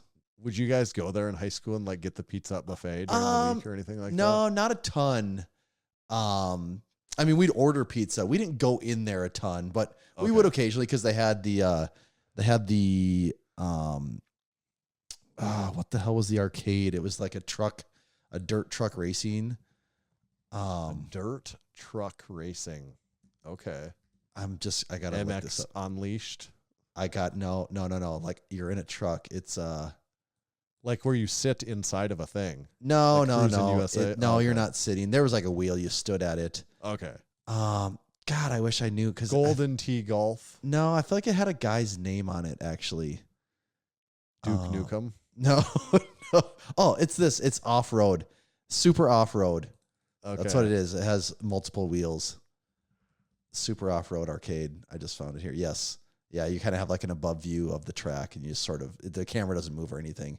It had super off road, and I don't know if they had anything else or not. I just remember that one for sure. And yeah, I mean, you'd eat pizza there, and in all of the '90s glory of a '90s pizza. Pizza just hit different back then too. Oh hell yeah! I remember when they came out with stuffed crust pizza, and it was like, oh my god! I remember seeing the commercials for that on TV. They just like revolutionized pizza. They can do it all. Okay, have I talked about this on the podcast before? What our Pizza Hut's kind of claim to fame is it was like one of the only ones that had the special white sauce. Did your Pizza Huts ever have the white sauce for the breadsticks? I'm as straight as they come, but I love a special white sauce. Exactly, and we had it. And none of the I like Pizza that your Huts Pizza Hut had a special claim to fit. Like people knew it because you'd go to other towns and the Pizza Hut didn't have that. They didn't have the white sauce. I wonder if the franchise was allowing such things, or if they did that like just some guy was cooking it up in the back. I don't want to know how he was making the special Millbank white sauce at Pizza Hut in the back. I gotta look this up. Pizza Hut white sauce. Yeah, what the hell is this? It's like a garlic, like Alfredo. Okay. It sounds good. So are you saying it was a breadstick dipping sauce though? You Yeah, could order that or the smooth garlic Alfredo for dipping your breadsticks in. Yeah, I see. Yeah, here there's a Reddit thread from 8 years ago on the Pizza Hut. It says, back in the 90s, I used to love the white dipping sauce my local Pizza Hut had. What's he say? Was this just a local thing? Someone else? Oh my God, I remember this too. I grew up in northern Iowa, and we had this sauce. This person, same here. I grew up in eastern Iowa. We had it until 2004. He knows. This person, I grew up in northern Minnesota, and we had the white sauce until the early 2000s. Add Millbank, South Dakota to that list. Northeast South Dakota also had the special white sauce. Let it be known. How good are Pizza Hut breadsticks, though? I haven't had them in so long. I'd really actually like to try them again because I couldn't even tell you the last time I had them. I haven't had it for a long time either, but they're freaking good. I think a they would fresh hold Pizza up. Hut. I think they would. Fresh Pizza Hut breadstick is really good. Nothing quite else like it. Nobody out-pizzas the Hut. Mm-hmm. But what I was going to say is, we talked about this offline. I think there's we had a point here, didn't we? Yeah, someone was going around and buying up old Pizza Huts across I don't know what states, mostly buying them up and then remodeling them to look like 90s Pizza Huts, where it's got the lampshades. Yeah, a little charm, actually, a little character. The red cups, the iconic big red cups. That I think the cups might have made Pizza Hut, if I'm really thinking about it. It certainly added to the ambiance of it. What was more important, the cups or like the lampshades above the table? Or the red and white tablecloth. Checkerboard tablecloth. Yeah. that's like that slippery material on top that if you spill on it, it'll just like run right off. Yeah. Yeah. Oh, okay. So it says there are, according to this article, there are 27 states with Pizza Hut classic restaurants. Let's just check the area here. Iowa. Where's the closest one to us? Well, to me, they have a classic in Sioux Center and Storm Lake, which are not super far away. Let's see, South Dakota. Minnesota has, okay, Morris, a little ways. I would absolutely go to a Pizza Hut classic.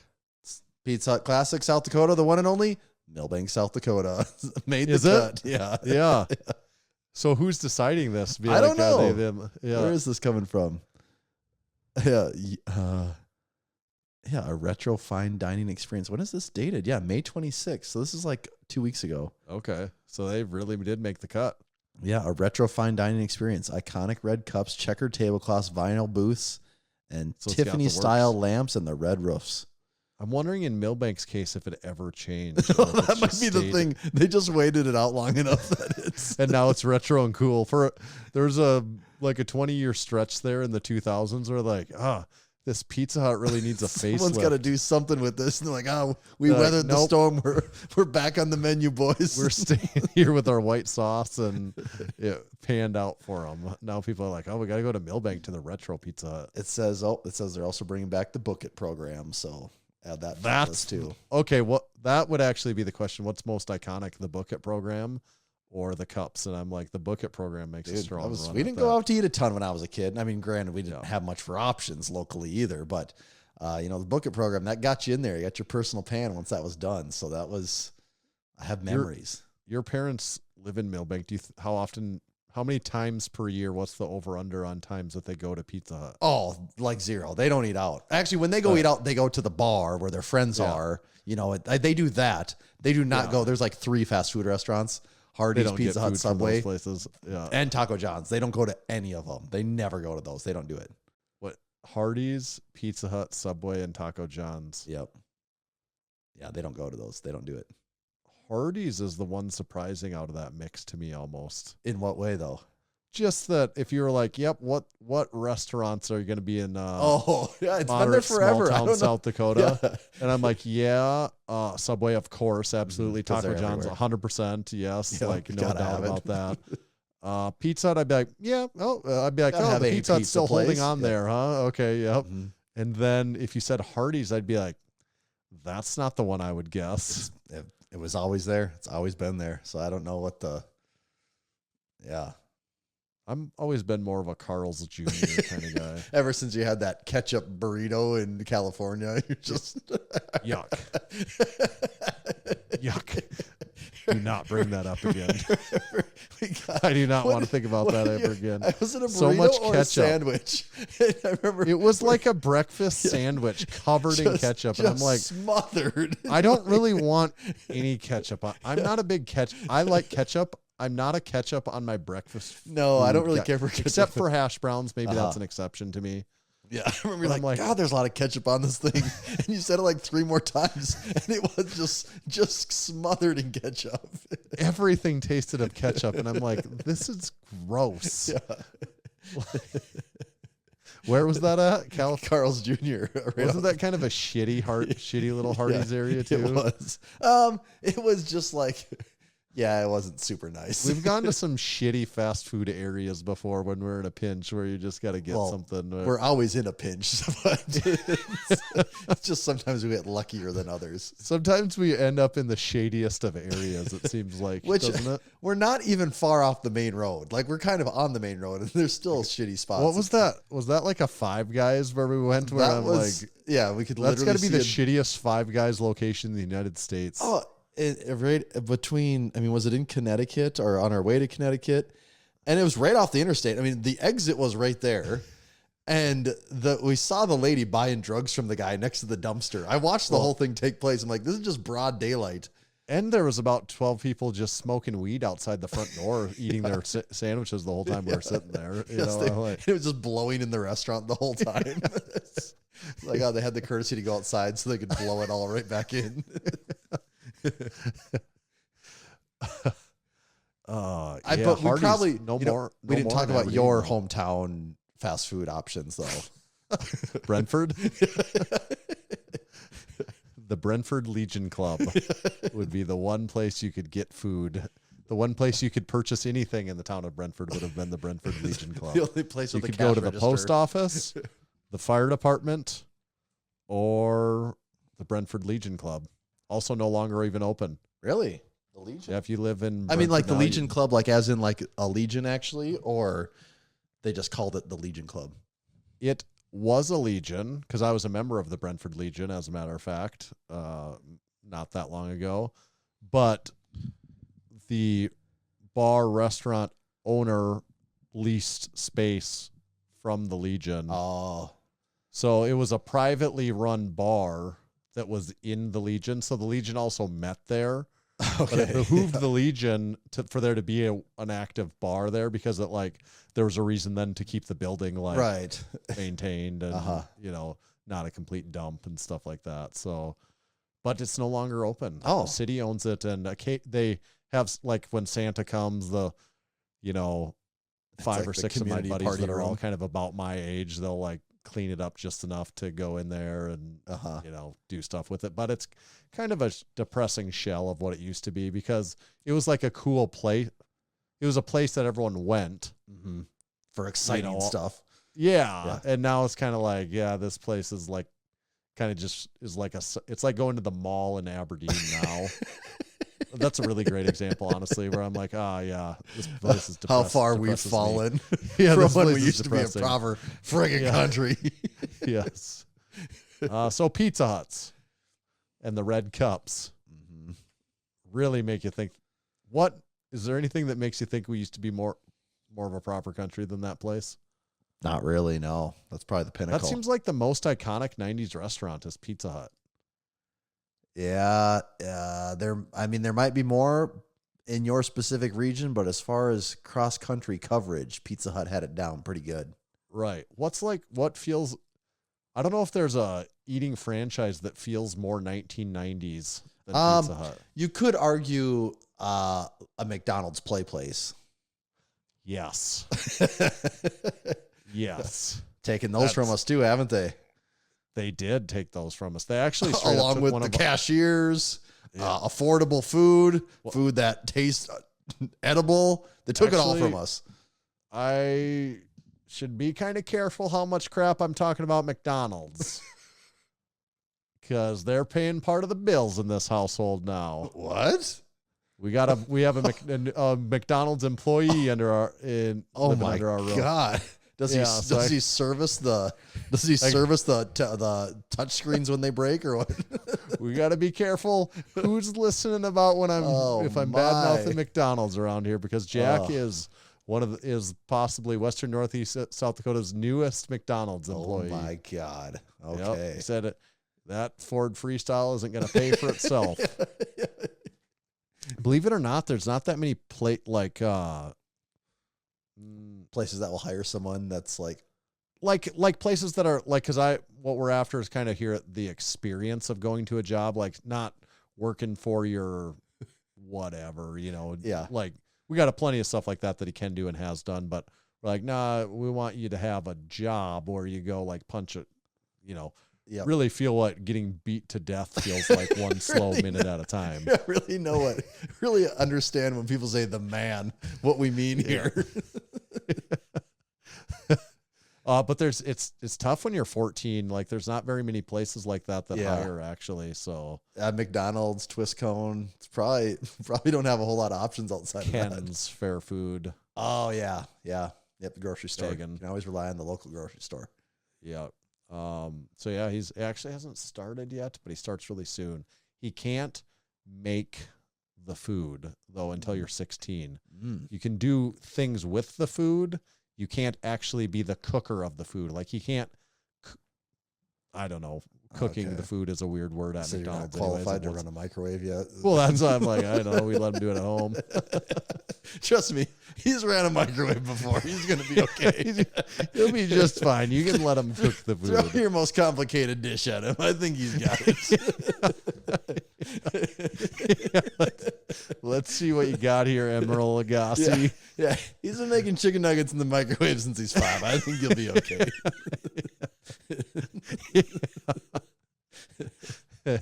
I guess, give him a little lesson when fish season comes around, but until then, he's good. Yeah, the filet-o-fish. You're gonna might throw him for a loop. He doesn't have a lot of experience with the Friday filet-o-fish, so you're gonna need a little bit of a baptism. A refresher course there wouldn't hurt, but he'll figure it out. Yeah. Yeah, so that's McDonald's news. I'm stoked about all the free food I assume I'm going to get. So, although I don't like eating McDonald's. Swimming in it. Large fries. It'll be like the supersized documentary over there. I'm going to go on the C.T. Fletcher diet. It'll be like C.T. Fletcher over here. He's going to be cracking the sidewalk, walking around, eating all of his Big Macs every day. Stay tuned on more. But yeah, to what you said, the play set. Mm-hmm. The McDonald's play set. What was it? Playland? Is that what yeah, I think so. Did you know we're down a McDonald's in Western Northeast South Dakota right now? Yeah. Got to demolish that sucker. Start over. It's also wild that that much money pumps through McDonald's that they're like, you know what? Blow it up. We're starting over. Yeah. Yeah. The useful...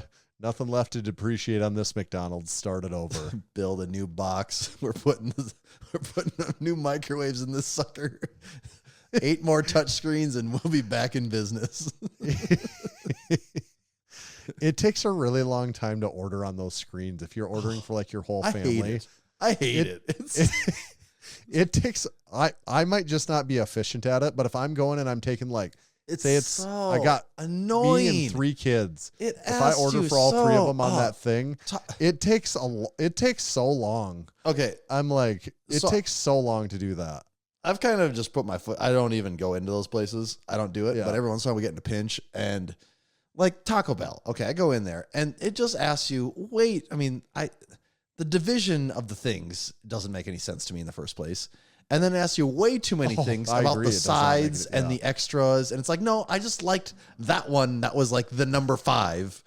And like, I don't have a number 5 button and we're just done. Like it's asking, do you want extra of this? And this is like, no, just make the thing like it always is. And I'll just say the thing. But no, you can't do that. And it's, it drives me insane. Yes. You know what the best part about Garrett's wedding was? What? The reception and hotel was about 20 steps away from a Taco Bell.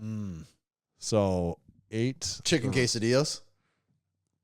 You know it. 8 at the reception, of course, and we're getting done. I had spotted this Taco Bell long ago, and I was like, "There's no way I'm not going to this Taco Bell before I go to bed that night." So once we were done at the reception, I'm like, "Well, we're going to Taco Bell, obviously, right?" And my wife's like, "Yep, let's go." And so we go to Taco Bell, get it there, take it back to the hotel room. Nice chicken quesadilla Taco Bell nightcap. Was there chicken and cheese in this one? There was so much more chicken than in that than that awful one. Where was that at? In Indiana on the way to French Lick. That had no. How do you chicken. remember all the? I can't remember any. Like I remember the experience, but I can't. Like when you said that was in Connecticut, I could have guessed any state. I probably would have guessed Connecticut in a million years. I typically, when a story happens, I typically have a pretty good picture of when it takes place. And also with the ketchup and the thing at Carl's Jr. in California, I typically remember these things because the story's there and it's usually just insulting how bad they mess these things up because it's not hard. Didn't we both get that quesadilla too? Or was it just me? I think just you, but yours had no chicken and almost no cheese. It was basically a shell. It was just 2 shells pressed together. Just 2 shells, and it took them so long.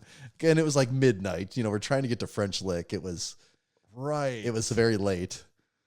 Right. Why was it so late getting to French Lick? That was just the schedule, or? Yeah, our flights. Yeah, we didn't land in. Did we land in Louisville? Yeah, we landed in Louisville. Yeah, and then we had to rent a car. And then we had to rent a car. Like, I think by the time we landed, it was basically dark. Because remember, we had to fly to Denver first to then go back to Louisville. So it was quite the travel day. Yes. Okay. Do we have a radar report this week at all? We do actually. We do. Okay. I actually have several. I've just spent so much time. The Gym Radar guys, I love what they're doing over there. I spend so much time on the website, and I just start looking at these things. I start thinking about them, and I having these little insights. So I've made a list of radar reports, but we're only going to do one this week. I have 1, 2, 3, 4, 5. I have like 7 things on this list, but we're just going to do one. So I guess that can keep people tuned in, give them a reason to check back in future weeks here. And I'm going to talk about a little thing this week. Have you heard about this piece of equipment called the quad send? Oh, yeah. Sorry. Ladies and gentlemen, can I please have your attention? Red alert. There it is. This week, I'm talking the quad send, but I'm not talking specifically about the piece of equipment. The quad send is just the example for what I want to discuss.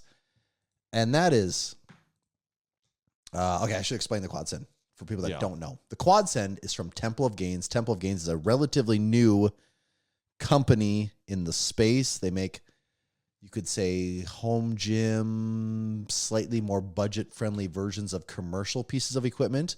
But what makes the quad send unique is that it is their first, I believe it's their first from the ground up original design. And it is a large machine, and it's $4,200 in case you don't know. So this is a leg press hack squat combo unit, $4,200. And this thing has some hype around it, but in case you're like wondering, like, oh, okay, it's a leg press hack squat. This thing is 99 inches long and 56 inches tall. It's a beefy boy. It's also, and it can hook right up to the you can hook a volt. It's got a Voltra up to it. Yeah, like it was designed with some of these more modern trends in mind. But it's big. It's big. It's expensive. It's definitely not for most home gym owners, which makes it a pretty specialized piece. And I'm saying all these things, and you're thinking like, okay, so it just came out. They did a Kickstarter to get this thing going. There's a whole story with it. It was hyped up in Home Gym Con, I think, last year.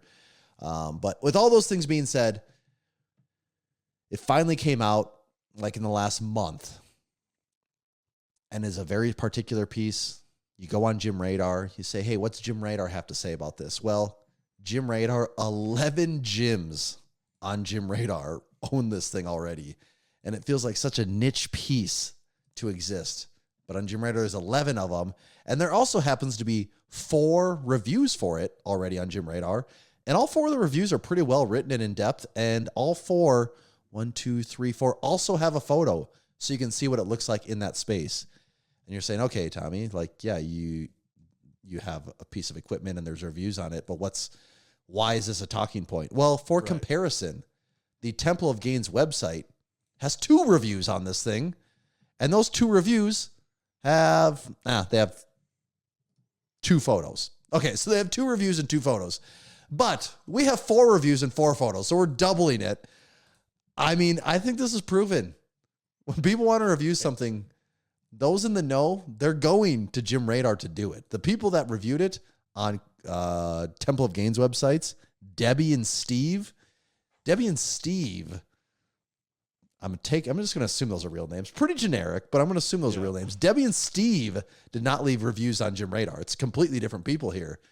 And I don't know. There might be something to what these Gym Radar guys are doing in capturing the data and the information about these here gym pieces of equipment. Also on Temple of Gains, you can go see what Debbie and Steve said, and then you're like, well, okay, that's the end of that. On Gym Radar, you can see the 4 people that left reviews. You can go to their gyms, see what it looks like in their gym. You can actually go to see all 11 gyms that have it, check out those gyms and see if they have updated pictures with the quad send, which a lot of them do.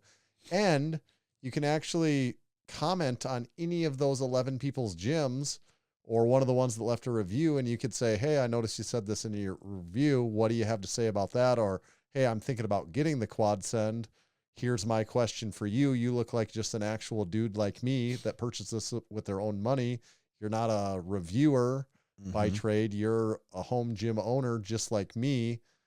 Do you think I should get the quad send, or I need it to fit in this spot? Would it work? Or you see Josh also and you have say, a Voltra. Is the Voltra enough? Like, do I also need the plate pins sticking out the side, or could I get away with just the Voltra? You know? Yeah, or you see Josh's photo and you go, oh, I like the Temple of Gains quad send and the way it complements the Toyota Supra in your garage. Like, oh, this is so cool. So it gives you a starting point to have conversations with these people because the social handles are right there. Yes. I'm telling you, man, it's the future. Whatever they got going on over there, this is the future. Yep. Yep. Yeah. I mean, the proof is in the pudding, as Bill Cosby would say. Maybe we won't use that reference. Cut that out. You know what? Scratch that. No Bill Cosby quotes in this one. Okay, great. We got to cut out the Bill Cosby quotes again. Damn it. Every week. Actually, you know, okay, even on the thing of talking about newer pieces of equipment, that Freak Athlete adjustable kettlebell. Oh, yeah. You know, that hasn't been out super long either. There's 15 gyms that have that. There's not as many reviews there. There's only two, actually. There's actually only 2 reviews on that thing. But even there, like, that's a relatively new pieces of equipment too. And there's 15 gyms on Gym Radar that have this thing, and you can see it in their space right on the site. Yeah. We're cooking up some interesting updates for Gym Radar that maybe we'll be able to talk about it we'll be able to talk about it sometime this month. We just want to kind of have it finished before we chat it up too much. But as far as the usefulness of Gym Radar as a tool for researching equipment and comparing equipment, it's getting, you already thought it was awesome. We already thought these people at Gym Radar are just whooping the llama's ass. Well, with this most recent update, I honestly think from when you think about it as a tool, you know, because it's a few things. One of the things, it's like a community thing where you get to check out everyone's gym and stuff like that. But as a tool for researching and comparing equipment, what we're working on right now, it's really cool. Like what we have done of it so far. I just personally love it. Yeah, I personally use it all the time. I'm not even really trying to buy anything right now. And I'm looking at it all the time because it gives you so many good ideas and you instantly figure out what's the real deal and what's not. Right. It makes me want to it makes me want to need to buy more things because I'm like, oh, it's so easy now to narrow down the choices. Mm-hmm. And then like to compare the few choices that I do have it narrowed down to, it just makes the decision process pretty easy, I guess, or just like way more efficient, or way like it makes it fun. I'm like, I just want to compare things this way, you know? I agree. And yeah, so we should have this part of the project done within the next 1 to 3 weeks. And then we'll probably have a whole episode about it going more in depth. Yeah. That Freak Athlete adjustable kettlebell is only just behind the Rep adjustable and not that far behind the Iron Master adjustable in terms of ownership. Mm-hmm. Let's see what someone didn't like about it. Knocked a star or 2 off for value and quality. I have been interested about that piece. It looks kind of cool. For like $350, you know, it's not bad. Like I get it. I mean, I'm not really a kettlebell guy, but I get it in a home gym scenario. That seems like a pretty good option to roll with. Yeah. It still does blow my mind too, looking at dumbbells, that there are 167 gyms with the Repins. That's a lot. That is a lot. Like just no dumbbell even comes close to that. Yeah, the next closest adjustable dumbbell is so Iron Master. Well, Power Block is split up because there's so many different versions of Power Block, I guess, too. And I mean, you added all the Power Block options together, it would probably come close to the Repins. Yeah, but even there though, like it's still a little different because the Power Block does span a pretty big price point. Right. And there's been you could go on any market in any city, type in Power Block, you're probably going to find a set on Marketplace. Yeah, the Repins don't really exist on Marketplace. And the cheapest option is like $900. Like it's not right. You know, like it's a premium you product. can buy used Power Blocks for probably like $200. Oh, all day. Yes, all day. Especially if you're like looking at the lighter options. So that's what's I mean, by all accounts, the Repins are a premium product in like every way. And I mean, people are just buying those things up. Yeah, that's a good radar report. Ladies and gentlemen, can I please have your attention? Red alert. Actually, just even one more comparison point I'm seeing here, because on the website, 1, 2, 3, 4, 5, the Repins are the 7th most owned product on the website, And when you take Massenomics products out of it, they're actually the 1, 2, 3. They're the 4th most owned product on the website. And ahead of them, the weapons are in 167 gyms. The blue fat grips are in 172. So there's only 5 more people that have the cheap, like $20 blue fat grips than would have all of the rep-ins. That's market. Flat grips is such an easy thing to add to your gym that doesn't cost anything. Yeah, the only things beating it are horse stall mats, wall control, and fat grips, which you could argue none of those are really gym equipment to a certain extent. Right. Yeah, just shows how impressive it is. Yeah, it is like the number one thing that you'd that's one of the cornerstone pieces of gym equipment. Mm-hmm. And it's been around, a year and a half-ish? Hasn't been 2 years yet either. Right. Yeah, that's wild. All right. We've got some things coming up. The Lift Hard Live Easy Classic isn't far out, so behind the scenes. We're gearing up big time for the Lift Hard Live Easy Classic. It's July, I think, like 17th and 18th here in Western Northeast South Dakota. So even if you're not competing, if you want to make the trip in to just have a heck of a weekend, you know where to find us. Western Northeast South Dakota, 17th and 18th of July. It's going to be a heck of a party. You know what else isn't far out either? Home Gym Con. Yeah. Right around the corner with that. I feel like we don't have that quite as well planned out. No, we've talked about it essentially zero so far. So we have a way to get there and somewhere to stay. Yes, I had to think about that for a second, but yes, we do. And that's about the extent of it for right now. Just terrible timing. It's not for a lack of caring. No, it's more of just at the absolute limit of what's humanly possible. Out of 52 weeks of the year, it's on maybe the 3rd worst possible week. Yeah, pretty much. I mean, it could be the week before after the meet or the week before after the Arnold. And it'd be better if it was the week before or after the Arnold. Actually, yeah, because we just fly to the Arnold now, so it doesn't even matter. Right. It's just, yeah. Just 2-3 day weekends. This is really probably, it would be worse if it was the same exact weekend as the Lift Hard Live Easy Classic. Or the week before would also be. Or the week before, yeah. I would prefer it to be 2 weeks after than the week before the Lift Hard Live Easy, but.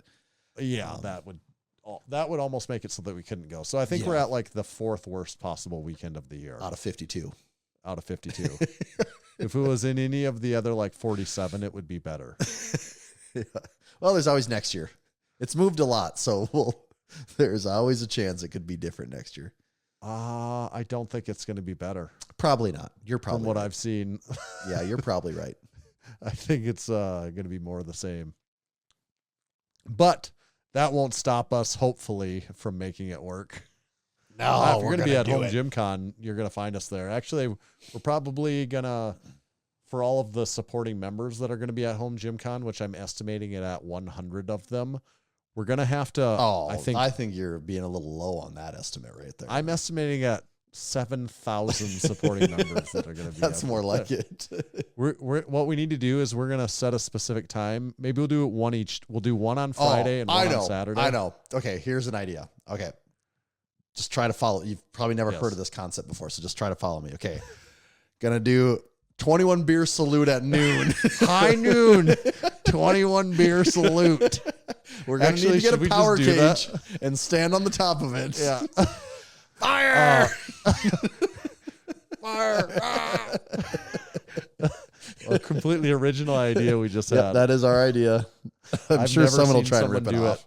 Yeah, I just thought of that right now. 10 times. It's never been done before. So if anyone else ever does it, they heard it here. But we'll sort of do that because we are going to have our booth and it's right next to the Gym Radar guys booth, and maybe we'll collab with them. And I think one time at 1 on the hour mark on Friday and 1 hour on the hour mark on Saturday, that's when we want everyone to come that's able and meet, and we'll get a group picture. Yeah, that'd be really cool.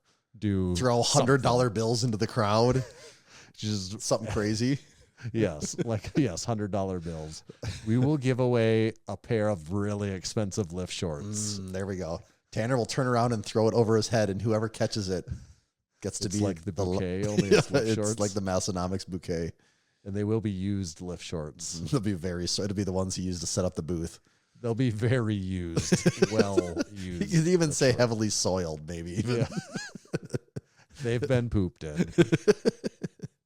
There's poop in the shorts. But you will get to keep that. That'll be yours to keep. There's fecal matter in the shorts. But we will do something like that. I never thought of that. It's a good idea. We need to do that. Oh, are we gonna do that cool giveaway thing? Like where we said yeah, I got that on my list here too. Yeah. But yeah, we probably should get going on that because there are deadlines. Yeah, that's a good idea though. I think we got some cool stuff coming for that. Home Gym Con is next week's problem. We've had that that is the next week. We got a lot we got to get done next week for that. Yeah. I'm really excited about the Lift Hard Live Easy merch. Did we talk about that on the podcast? That might have been in the pre-show, I think. Yeah. But there's some the good merchandise we have coming for the Lift Hard Live Easy Classic, which is mostly done, or most of it is all ordered and stuff. It's pretty freaking sweet. We have a sweet lineup this year of stuff for us. So if you're coming, there's going to be some really cool stuff that you might want to get your hands on. Yeah. It's pretty badass. We got a ton of it coming too, and I still am like, I don't know, maybe it's not enough stuff. Well, we're also ordering a ton of stuff kind of a lot of stuff for Home Gym Con too. So yeah, between the two, maybe we'll have some merch left over. Maybe.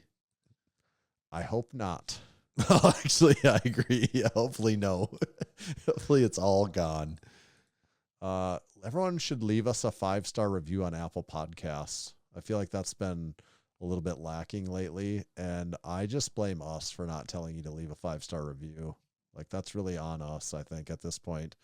So go leave a 5-star review on Apple Podcast if you haven't already. I actually really don't know if that matters. Do you think that matters for anything at all? At this point, you know what? Okay, you're just pulling me back in here. You're pulling me back in. There's this thought going around that even an influencer doesn't even matter anymore because Instagram, they don't even want to show you accounts. They're just only all of these things. What does Instagram want to do? I don't. They really just even want understand. to show you whatever piece of content they think is viral. They don't care what before things were kind of weighted by bigger accounts, Right. that bigger reach. Right. But now you're starting to find big accounts have actually zero reach because not because it never worked, but because the rules have changed where What they've done doesn't work anymore. Unless it is the piece of content the algorithm is looking for, there's no reach. It has no reach. And the followers are meaningless. And I've actually, had that's the other one. with many Followers are people. now The follower meaningless. count doesn't mean anything. Yep, it means nothing anymore. It means nothing. Like you'll find, we frequently have Massenomics posts that'll get nothing, and our personal accounts can get way more, and that makes no sense at all. The only thing that it matters for is if you're having any business dealings with people, and some people still think that follower count matters. But that has now become just it doesn't actually matter, and it shouldn't. But that's but like the in the only last thing it's year, good for. in the last year though, that metric has now means Yeah. nothing. So follower count means nothing. Just I don't know. Past engagement means absolutely nothing. The only thing that matters is, are you making the piece of content the algorithm wants right now? That is the only thing. That seems to have been the TikTok formula that has gotten adopted across all platforms basically at this time. I'd say it is somewhat similar for YouTube even. Sometimes I'm just same sure. thing. Yeah. It's like, no, you follow this and you want to see it. Well, actually, you know what? We're not even going to let you see it unless you actually type it in to find it. We decide exactly what you want to see, which is just wild that's how it works now. But that is the way it goes. It's not the Gym Radar feed. You go over to Gym Radar, it's chronological. Like when you go to My Radar and Gym Radar, you see you're in control. There's no AI data center deciding what to show you there. We're us and Nate AI Nate isn't didn't put his special algorithm into the sauce there. God, I hope not. Prevent you from seeing the Gym Radar content you deserve. Just giving it to you raw, uncut, and unfiltered. Yeah. Okay. Massenomics.com/join, become a supporting member. Check out our merchandise on our store. YouTube video. What last week's was Huck Finn Barbell Tour. Yep. Loved that one. I thought it was a blast, hilarious. All the Chicago jokes, although that's not a joke. He's from Chicago. Just love all the comments about benching at the bean and him being Chicago's biggest influencer. So good. just so funny. This week's one coming out is Big Antonio, correct? Mhm. Yep. Yeah. I haven't Good one, seen it too. yet, so I'm a good excited one. to watch that one. Yep. He's and, got a see how that pretty wild plays out. collection of stuff. Yeah. Yeah. There's another Chicago influencer. Chicago's second biggest influencer. By way of Racine. or no. Or was he in Racine or was that that was the one before it? Yeah. In the morning. Yeah, God, I'm blanking on names too. Yeah. Yeah. Oh, that's bothering me. I know. I can't. My brain's just broken. It's too late. His Instagram handles like starts with a W and it's like Wargobs, or those aren't the right quite. It's like those letters. All right. It's just 'cause you can't leave him hanging now. Yeah. Zach, Weenie Hut Fitness. Yeah, there we go. Weenie Hut Fitness. Yes. Yep. Duh. Yep. God. Okay. Yes. All right, Tommy, where do they find you at? You can find me at Tomahawk_D. You can follow me. You can find me benching at the bean or whipping shitties in the Dean. And you can follow me at Tanner_Bear. Just make sure to follow Massenomics at Massenomics. See ya.